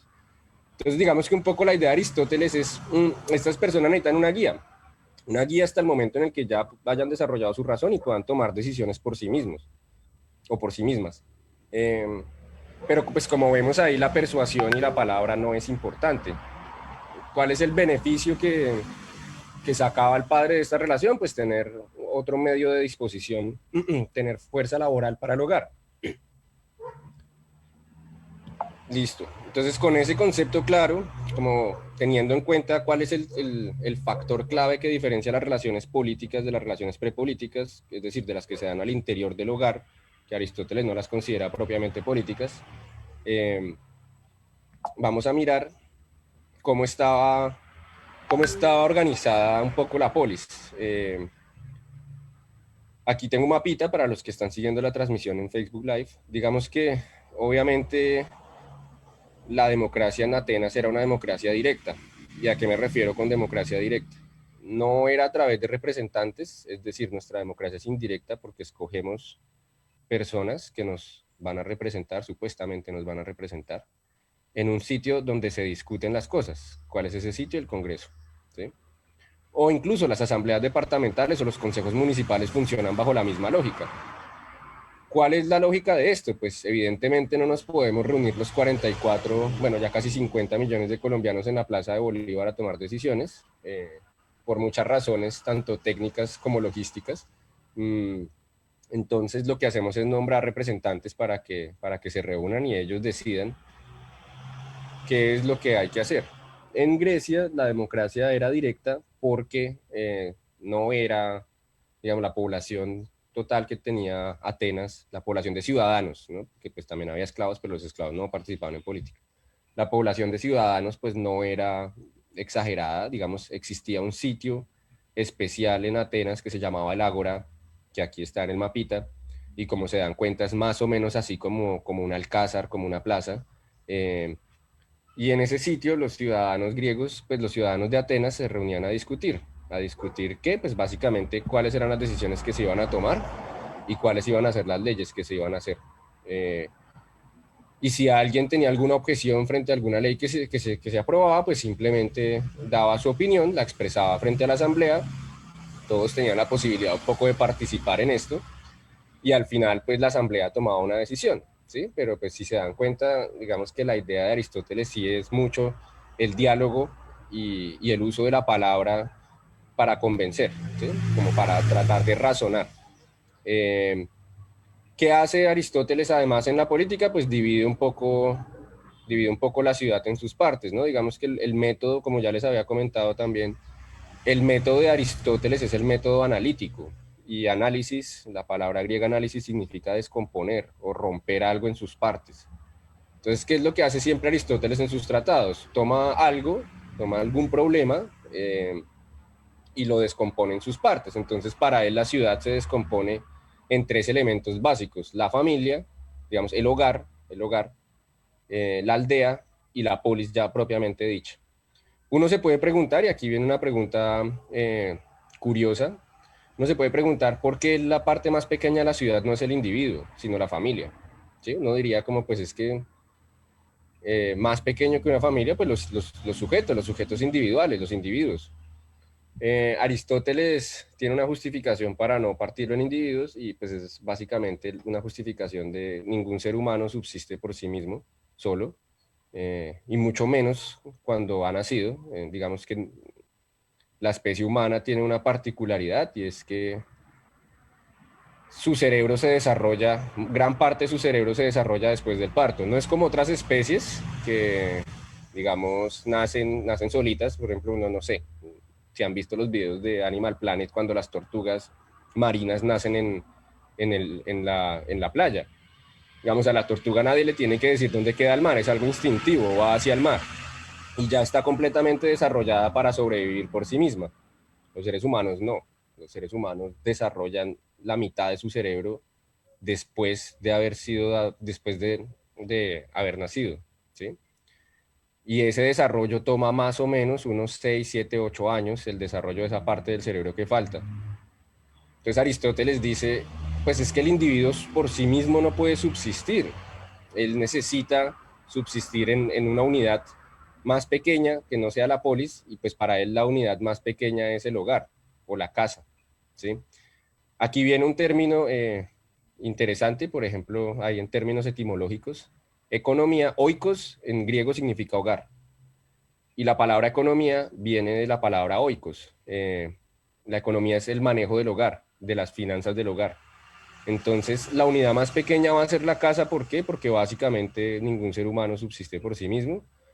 Hay casos excepcionales, pero incluso en esos casos excepcionales las personas fueron criadas por alguien, ¿no? Entonces uno, por ejemplo, puede pensar en el famoso libro de Robinson Crusoe, un hombre perdido en una isla completamente solo, o en esta película de Náufrago, en la que Tom Hanks está completamente perdido en una isla solo, pero él se pierde cuando ya es un adulto.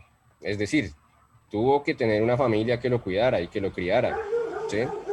Pues digamos que con esta idea de Aristóteles dice, no, es que la casa es la unidad más pequeña porque es funcional, el individuo no es funcional solo. En la casa, ¿qué es lo que dice un poco Aristóteles? ¿Para qué? Recuerden que la pregunta aquí con Aristóteles es ¿para qué? ¿No? Todo tiene que tener un porqué, un para qué. No más que un porqué, un para qué. ¿Cuál es la finalidad de? Entonces él dice, bueno, ¿cuál es la finalidad del hogar? Sencilla, satisfacer las necesidades básicas, ¿sí? Entonces recordemos que pues había esclavos, entonces los esclavos se encargaban un poco de satisfacer las necesidades básicas de ese hogar. Y él dice, bueno, listo, ¿cuál es la función entonces de una aldea? Digamos que Atenas tenía una ciudad amurallada, una parte amurallada, y tenía unas partes que estaban por fuera de la muralla, que eran como pequeñas aldeas. Entonces él está pensando está pensando como en esas aldeas, porque evidentemente dentro de la ciudad amurallada pues no era una aldea, sino ya era propiamente la polis. Pero él está pensando, bueno, entonces, ¿por qué se forman las aldeas? Porque no basta con el hogar. Entonces nuevamente se hace la pregunta de ¿para qué la aldea? O sea, ¿qué función cumple la aldea? Y él simplemente va a decir como no, es que en una aldea se pueden satisfacer necesidades no cotidianas. Entonces, en el hogar se satisfacen necesidades básicas, elementales, alimentación, vestimenta, etcétera, etcétera, techo, etcétera, o sea, como las más básicas. Y en la aldea, Aristóteles propone que lo que se satisfacen son necesidades no básicas. Entonces, necesidades no básicas como ¿qué? Como piensen ustedes, como escuchar a un músico, o ver teatro, o no sé, comprar una copia manuscrita de un libro, etcétera, etcétera. O sea, estas necesidades que no son vitales para nuestra subsistencia como seres humanos, nuestra subsistencia física como seres humanos, son las que se satisfacen en la aldea, ¿sí? Y entonces él dice, bueno, listo, ya sabemos que en el hogar se satisfacen necesidades básicas, en la aldea se satisfacen necesidades que no son fundamentales para nuestra subsistencia biológica, pero sí para en otros aspectos, en el aspecto cultural y en el aspecto intelectual, incluso en el aspecto deportivo, que recuerden que los griegos tenían un culto muy importante al deporte, pues por eso se inventaron las Olimpiadas. Entonces, ¿cuál será la función de la polis? ¿El para qué de la polis? Entonces Aristóteles dice, listo, si la casa es el pedazo más pequeño y la aldea es una unión de casas destinada a satisfacer necesidades no básicas, La ciudad es una unión de varias aldeas que nace para garantizar una buena vida. Entonces, ¿qué es lo que básicamente va a lograr la gente que participa en la ciudad, que participa en la política? Una buena vida. Y esto es algo que ya habíamos visto con Platón. En esto Aristóteles no se separa de su maestro. Un poco todo el modelo platónico de cómo debía gobernarse una ciudad estaba pensado en esto de la buena vida. Y es una pregunta, digamos, es la pregunta ética fundamental, es la pregunta ética fundamental de Sócrates. Bueno, que ya se acabó la clase, solo como para cerrar ahí. No, cerremos. Su merced sabe que el timbre suena a una hora, nosotros no tenemos control sobre él, pero démosle el cierre, profe Milton. Todo bien. Listo. Entonces, la ciudad garantiza una buena vida. La pregunta básica que se hizo Sócrates también fue, ¿cuál es la vida que vale la pena ser vivida? Y un poco para Aristóteles, esa vida que vale la pena ser vivida solo se puede dar en la polis. ¿Por qué? Pues bueno, eso ya lo vamos a seguir viendo. Y recuerden, para nunca olvidarlo, que las relaciones políticas no son de fuerza. Si estamos en una relación de fuerza, estamos en una relación de dominación parecida a la esclavitud, no a una relación política. Entonces con esto quedamos así y espero el lunes entonces continuar un poco con esta idea de la buena vida y por qué la buena vida solo se alcanza en la polis, según Aristóteles, ¿no? Muy bien, profe Milton, les recordamos, amigos oyentes, compañeros maestros y padres de familia, que esta es la clase de filosofía y así continuamos compartiendo conocimiento, compartiendo información y brindándoles a ustedes, amigos estudiantes, herramientas para que puedan continuar con su quehacer educativo. Profe Milton, entonces nos vemos la próxima semana con la clase de filosofía. Ha sido un gusto tenerlo con nosotros. Amigos oyentes, son las 9:27 de la mañana, ya viene la clase de arte que hoy tiene un profe invitado, que es el maestro Yolman Cáceres. El profe toca el instrumento de las maracas, pero tiene un trabajo muy interesante. Señora María, buenos días, venga por acá, no se preocupe, gracias. Tiene un trabajo muy interesante con los niños que hacen parte de la población con síndrome de Down. Hace un trabajo súper bonito y ya viene con nosotros, ya lo tendremos dando la clase de artes y compartiendo información, conocimientos y buena energía para ustedes el día de hoy. 9:28 de la mañana, continuamos con Al Aire, Profe, capítulo número 28. Ya volvemos. Todas las familias tienen derecho a una vida digna, libre de violencia. Si en su familia alguien es víctima de violencia intrafamiliar, busque ayuda en las casas de justicia o comisarías de familia. Menores de 18 años en bienestar familiar. La atención es gratuita e inmediata. Derecho a la salud por una vida digna. Campaña del Ministerio de la Protección Social y OIM. Comprando nuestro pueblo todos vamos a ganar. Compre en Casanare, no se vaya a otro lugar.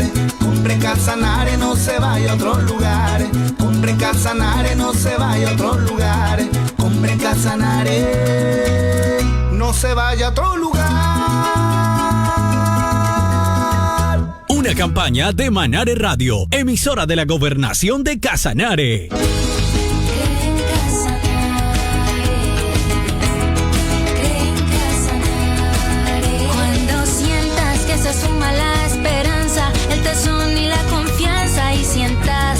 Todo acaba, nunca olvides que con fuerza, fe y constancia, con lucha y perseverancia, hoy saldremos adelante.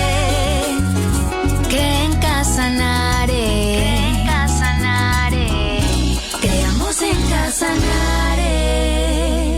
Una campaña de la Gobernación de Casanare y Ecopetrol. 24 horas de atención en todo el país. Atención brindada con vocación, profesionalismo y dedicación. Solidaridad y pasión.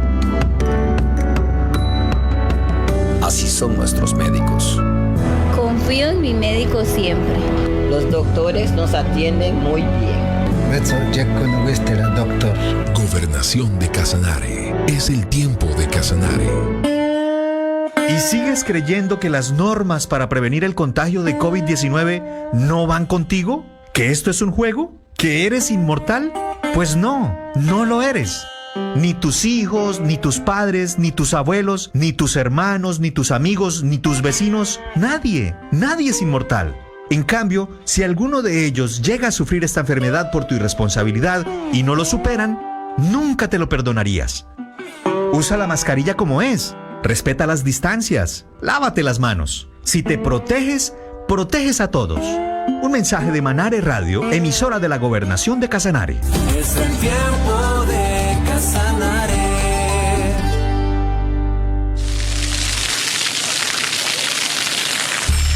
Riega el jardín solo cuando sea necesario. Y hazlo al amanecer o al anochecer para evitar que el sol evapore el agua. Tú también puedes salvar el planeta. Una gota de agua, una gota de agua,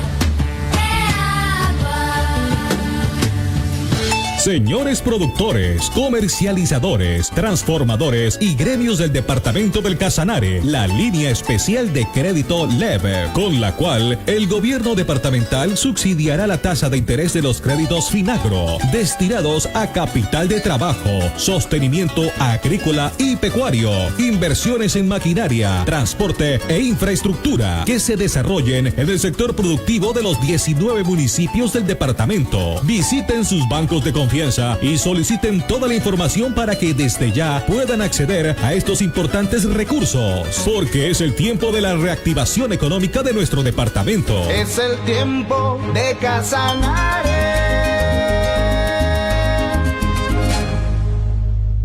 Yo me la pongo, yo me la pongo, yo me la pongo, me la pongo ya. Yo me la pongo, yo me la pongo, porque Colombia junta avanzará. Yo me la pongo por mi familia, yo me la pongo pa' camellar. Yo pa' poder abrazar a mis nietos y yo pa' volver a rumbear. La vacuna que tú te pones, a ti a todos protegerá. Vacunémonos y volvamos a vivir, a viajar, a vernos, a visitarnos, a vencer, a vibrar y a valorar cada momento de la vida. Ministerio de Salud y Protección Social. Conoce los beneficios de vacunarte en misalud.com.co/mivacuna. Es el tiempo de Casanare. ¿Tiene pendiente el pago del impuesto de su vehículo? Consulte el estado de su cuenta. Línea de atención inmediata 038-633-4757, 313-397-5301, 314-457-1427, 313-367-0392. Escríbanos a través de correo a cobrocoactivo@casanare.gov.co. Actualice el impuesto de su vehículo. Secretaría de Hacienda Departamental, Dirección de Cobro Coactivo, Gobernación de Casanare. Es el tiempo de Casanare.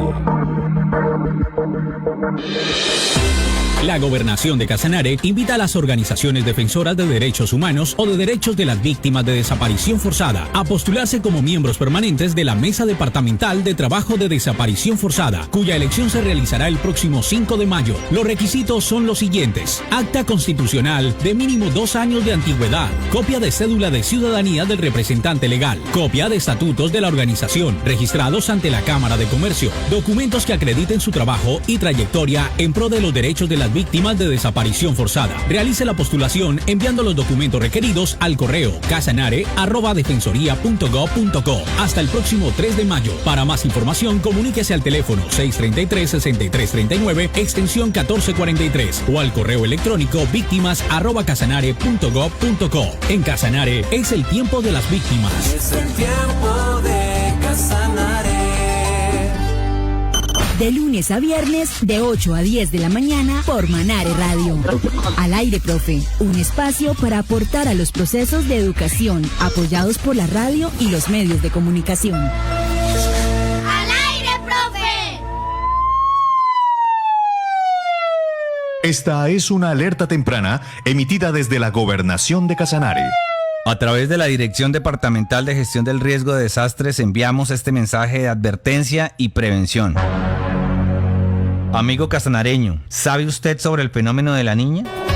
Según el IDEAM, a raíz de este fenómeno natural, las lluvias serán más fuertes de lo común hasta en un 40%. Desde la Dirección de Gestión del Riesgo de Desastres lo invitamos a identificar los números de emergencias de su municipio y agregarlos a su teléfono celular e informar a las autoridades señales de peligro o cambios importantes que permitan la emisión de alertas oportunas. Recuerde que las líneas nacionales de emergencia son Cruz Roja 132, Defensa Civil 144, Bomberos 119, Línea Única de Emergencias y Policía 123, Policía de Tránsito y Transporte numeral 767.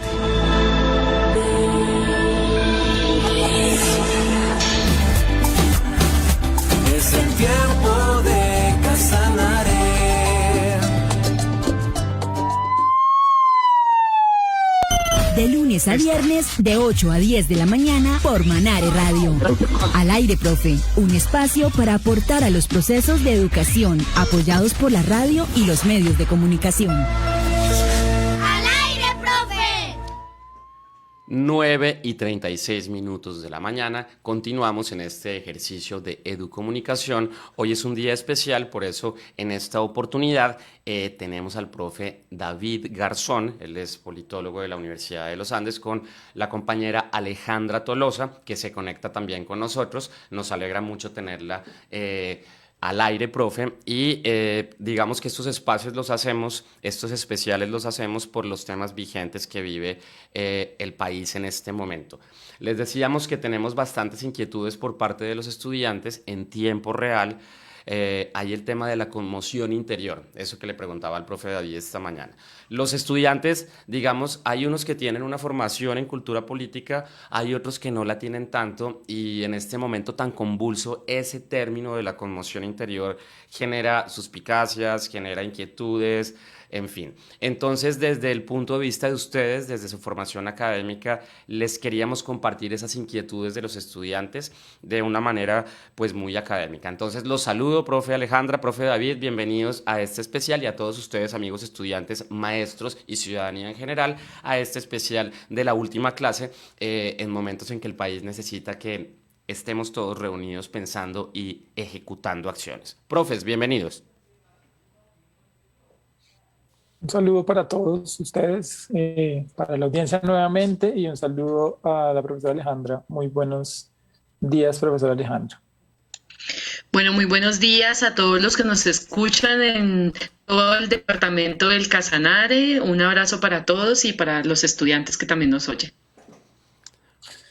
Bueno, inicialmente Andrés nos había preguntado sobre la idea del estado de sitio. Digamos que simplemente para comentarlo, eso tiene que ver con que en la Constitución del 86, ya hace bastante tiempo, pero siglos, se hablaba del estado de sitio como una, digamos, manera específica, pero en la Constitución del 91, ese nombre se cambió al estado de excepción, que es el que presenta Andrés en ese momento. En términos un poco jurídicos, para decirlo de alguna manera, el estado de excepción tiene que ver con que cómo hace el Estado para regular de alguna manera la anormalidad del país, cuando se suceden cosas anormales,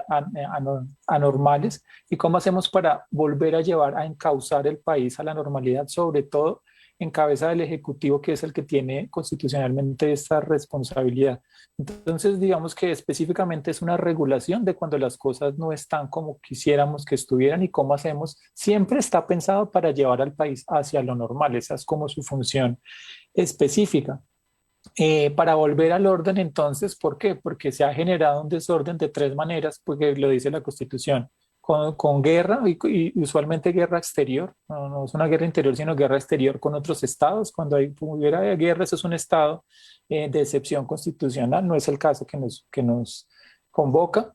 Emergencia, que tienen que ver con perturbaciones graves e inminentes al orden económico, social y ecológico del país, o cuando se hacen hechos de calamidad pública, como fue el caso de COVID-19, en ese duramos bastante tiempo el año pasado, que en este momento, digamos, lo estamos viviendo, pero no es el caso porque no estamos específicamente en emergencia, y al que algunos sectores están promoviendo es el estado de conmoción interna, que hace relación a una perturbación del orden público que atente contra las instituciones, contra la seguridad ciudadana, y al que la policía no pueda conjurar por sus tradicionales digamos, manifestaciones o poderes que tienen los órganos de policía, que recuerden que son los órganos que están encargados de mantener el orden en las ciudades.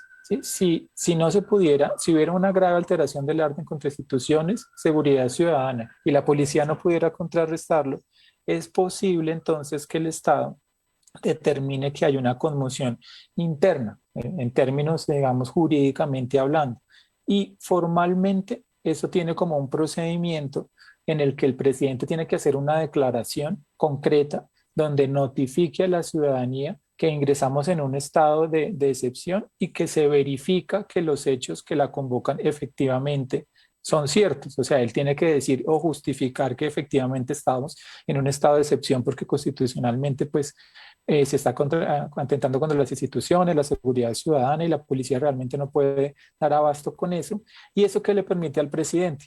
Le permite expedir decretos legislativos y restringir derechos. De alguna manera acá lo que se hace es que la democracia se invierte, porque usualmente es el órgano, el poder legislativo, el que genera la ley, y el presidente pues luego la firma, el decreto.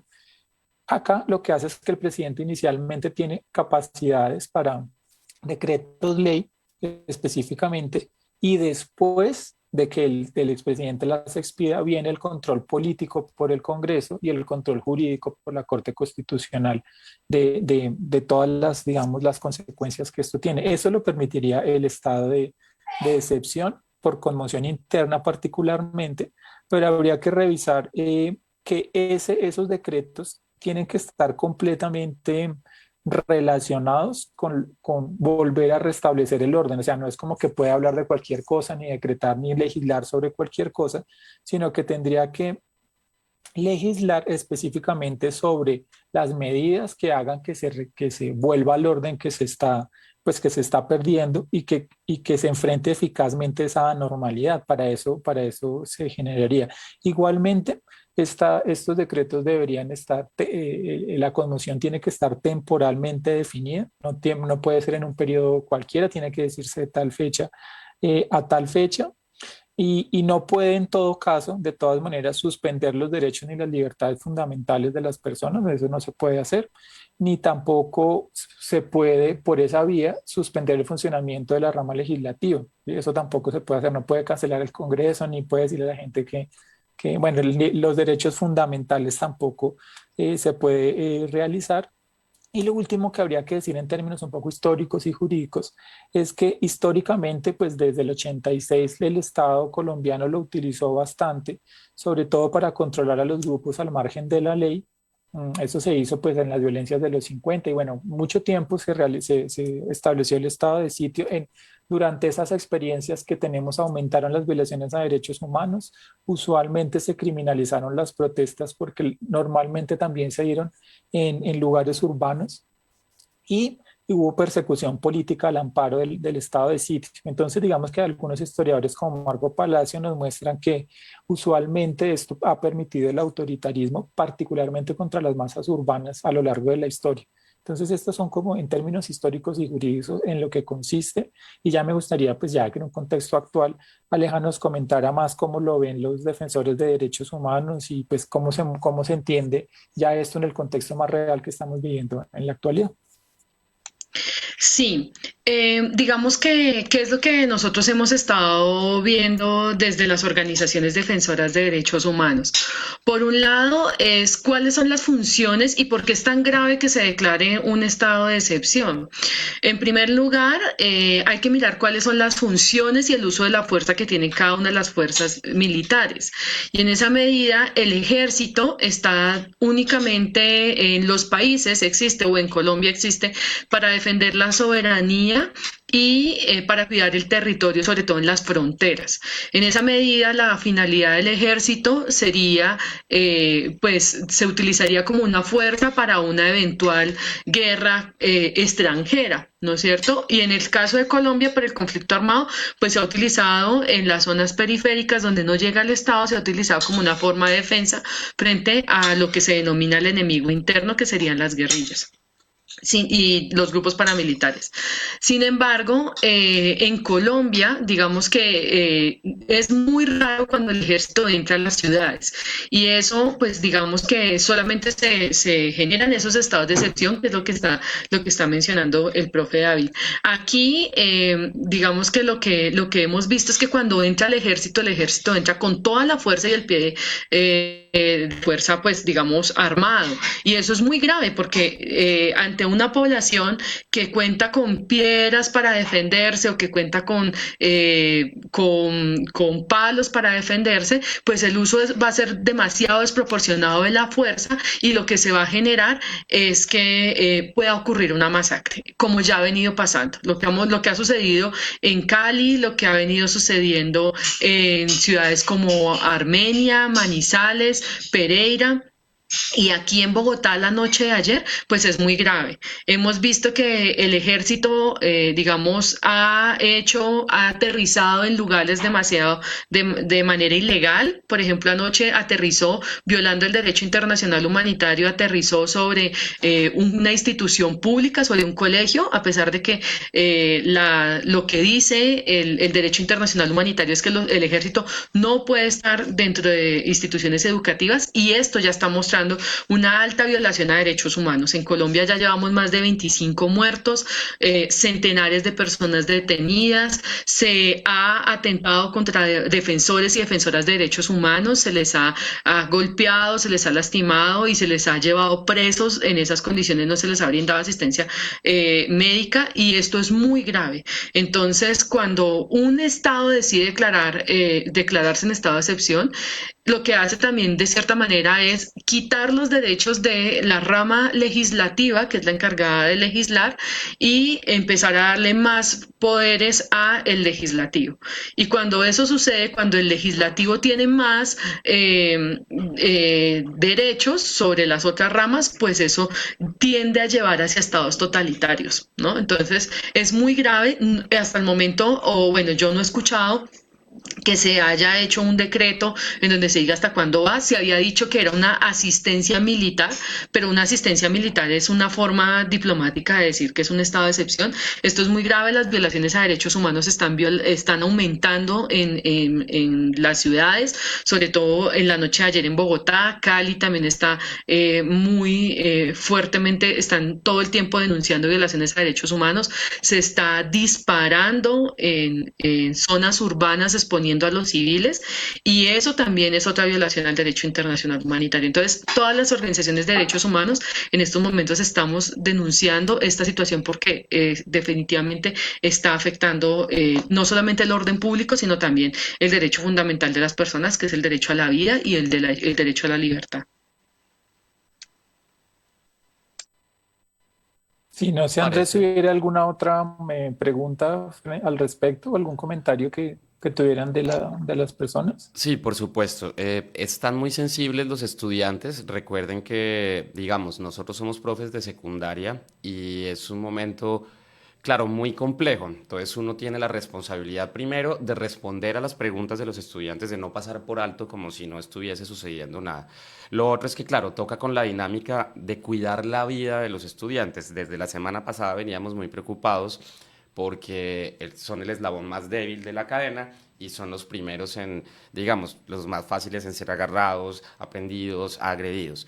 Entonces, por eso ponemos este tema en el debate académico para que los estudiantes, las familias, los padres de familia, nuestros maestros, compañeros, también puedan adquirir herramientas para tener un criterio, porque hay mucha desinformación y eso que les digo, hay una conmoción interior dentro de cada uno de nuestros estudiantes por ese tema y es bueno tener los términos claros. Me parece fundamental tener a la profe Alejandra porque, claro, los estudiantes merecen respuestas y por eso este ejercicio, este debate. A las 9:49 sé que nosotros pues tampoco tenemos como la verdad absoluta, nadie la tiene, pero quisiera preguntarles. Me preguntan acá los estudiantes, yo paso la pregunta tal cual. ¿Es recomendable esta conmoción interior? ¿Es positiva en este momento? ¿Es aceptable? ¿Es viable? ¿O puede ser un error? Eso nos lo preguntan los estudiantes en tiempo real. ¿Puedo responder? Claro, profe Aleja, por supuesto, sí señora.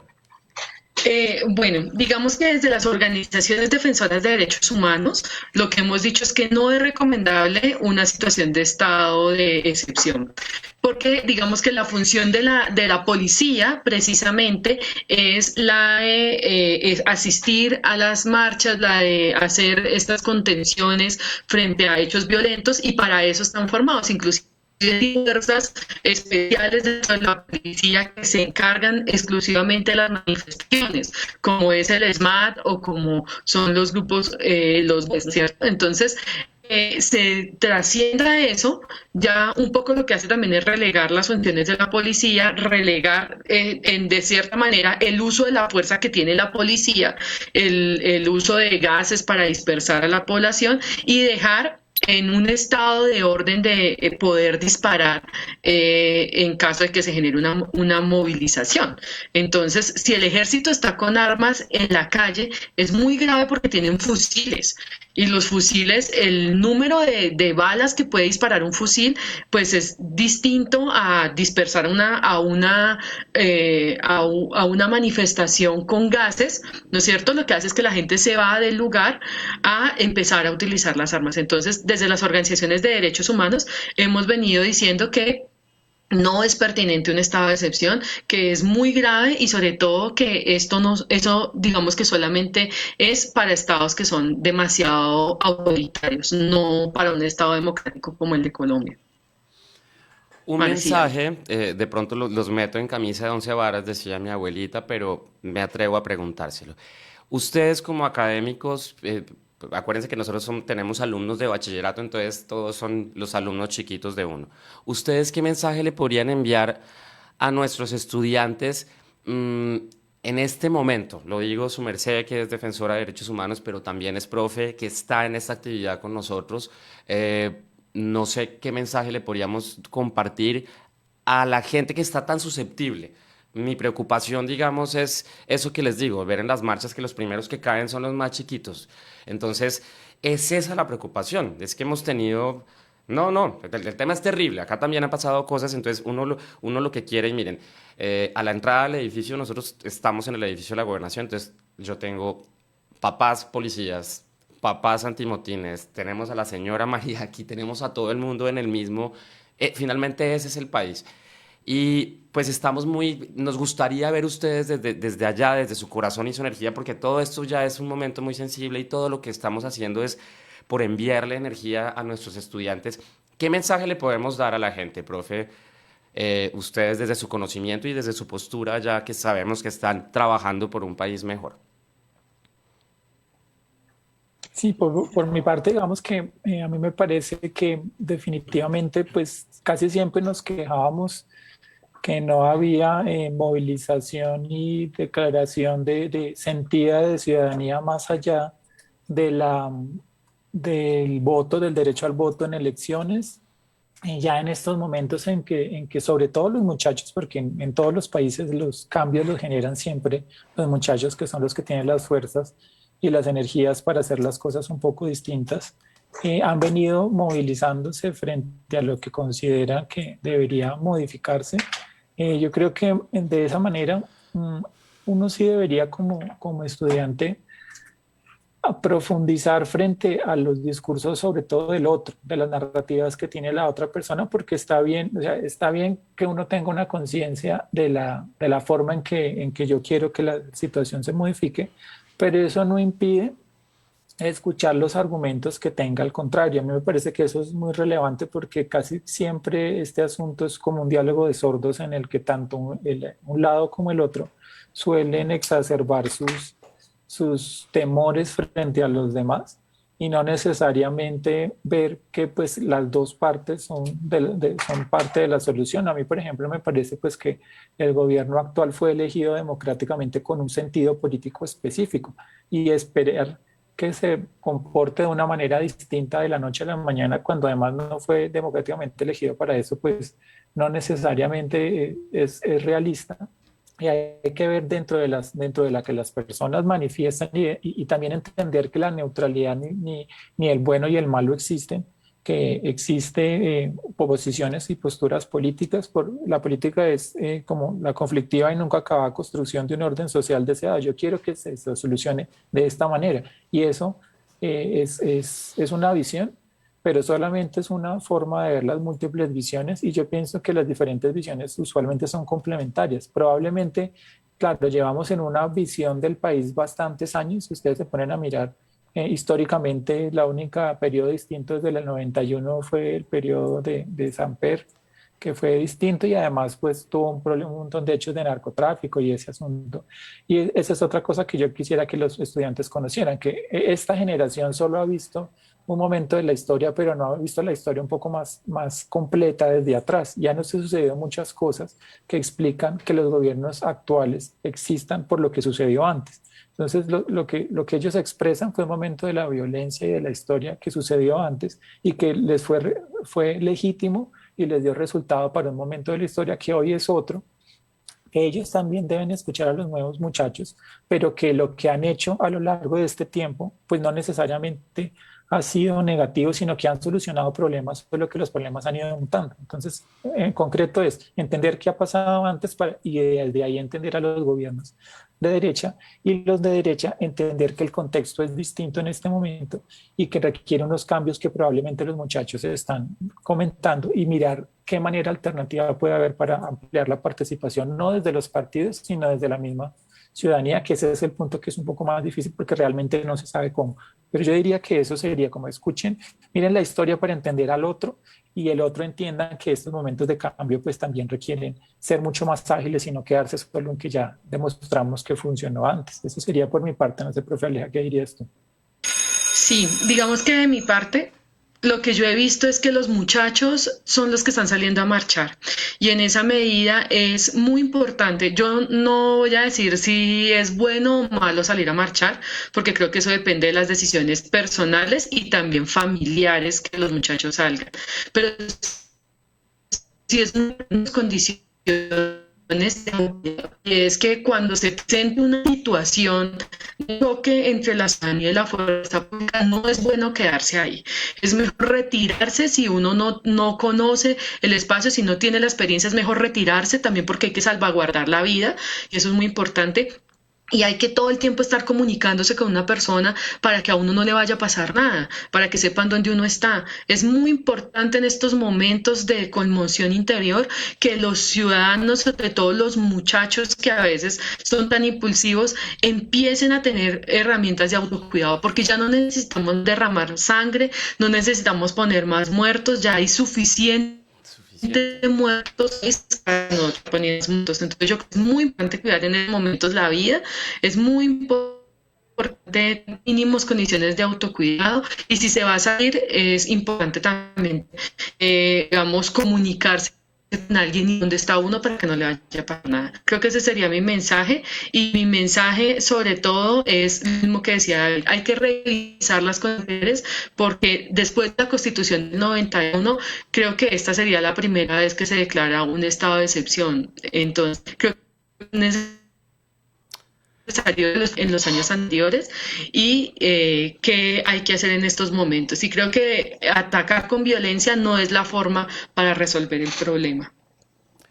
Pues bueno, profe, son las 9:58 de la mañana. Hoy teníamos este especial de última hora con el profe David Garzón y la profe Alejandra Tolosa con el compromiso de responderle a nuestros estudiantes y al país en el momento en el que estamos viviendo. Profe Alejandra, le agradecemos mucho su presencia y su participación.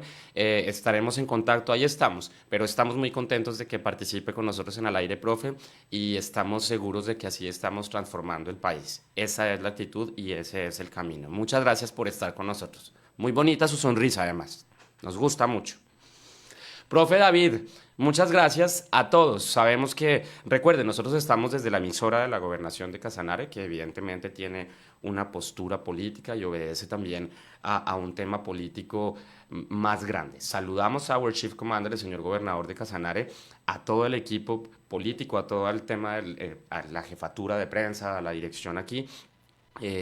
Sabemos que están pendientes de lo que estamos haciendo y por eso hemos determinado poder ponerlo en el debate y que nuestros estudiantes estén al tanto y tengan las herramientas para tomar sus propias decisiones. Ese es el ejercicio y estamos seguros de que así le estamos cambiando la cara a este momento histórico y estamos siendo protagonistas de él. Señoras y señores, 10 de la mañana, recuerden que estamos de lunes a viernes, de 8 a 10 de la mañana, emitiendo por los 95.3 de la frecuencia modulada de Manare Radio a los 19 municipios de Casanare Casanare. Saludamos a la gente de San Luis de Palenque, al señor Henry Alberto Heredia Gómez, a toda la gente de Pore, San Luis de Palenque, Nunchía, Támara, Trinidad, los municipios del norte de Casanare, Paz de Ariporo también, y el municipio queridísimo de Orocue. Nos vemos mañana y esperamos que todo continúe bien, que la vida prevalezca, que la sonrisa continúe y que este país no nos duela tanto. Chao. Hasta este momento los hemos acompañado en este viaje de la educomunicación. Nos encontramos de lunes a viernes de 8 a 10 de la mañana por Manare Radio. Emisora de la Gobernación de Casanare. 24 horas de atención en todo el país. Atención brindada con vocación, profesionalismo y dedicación.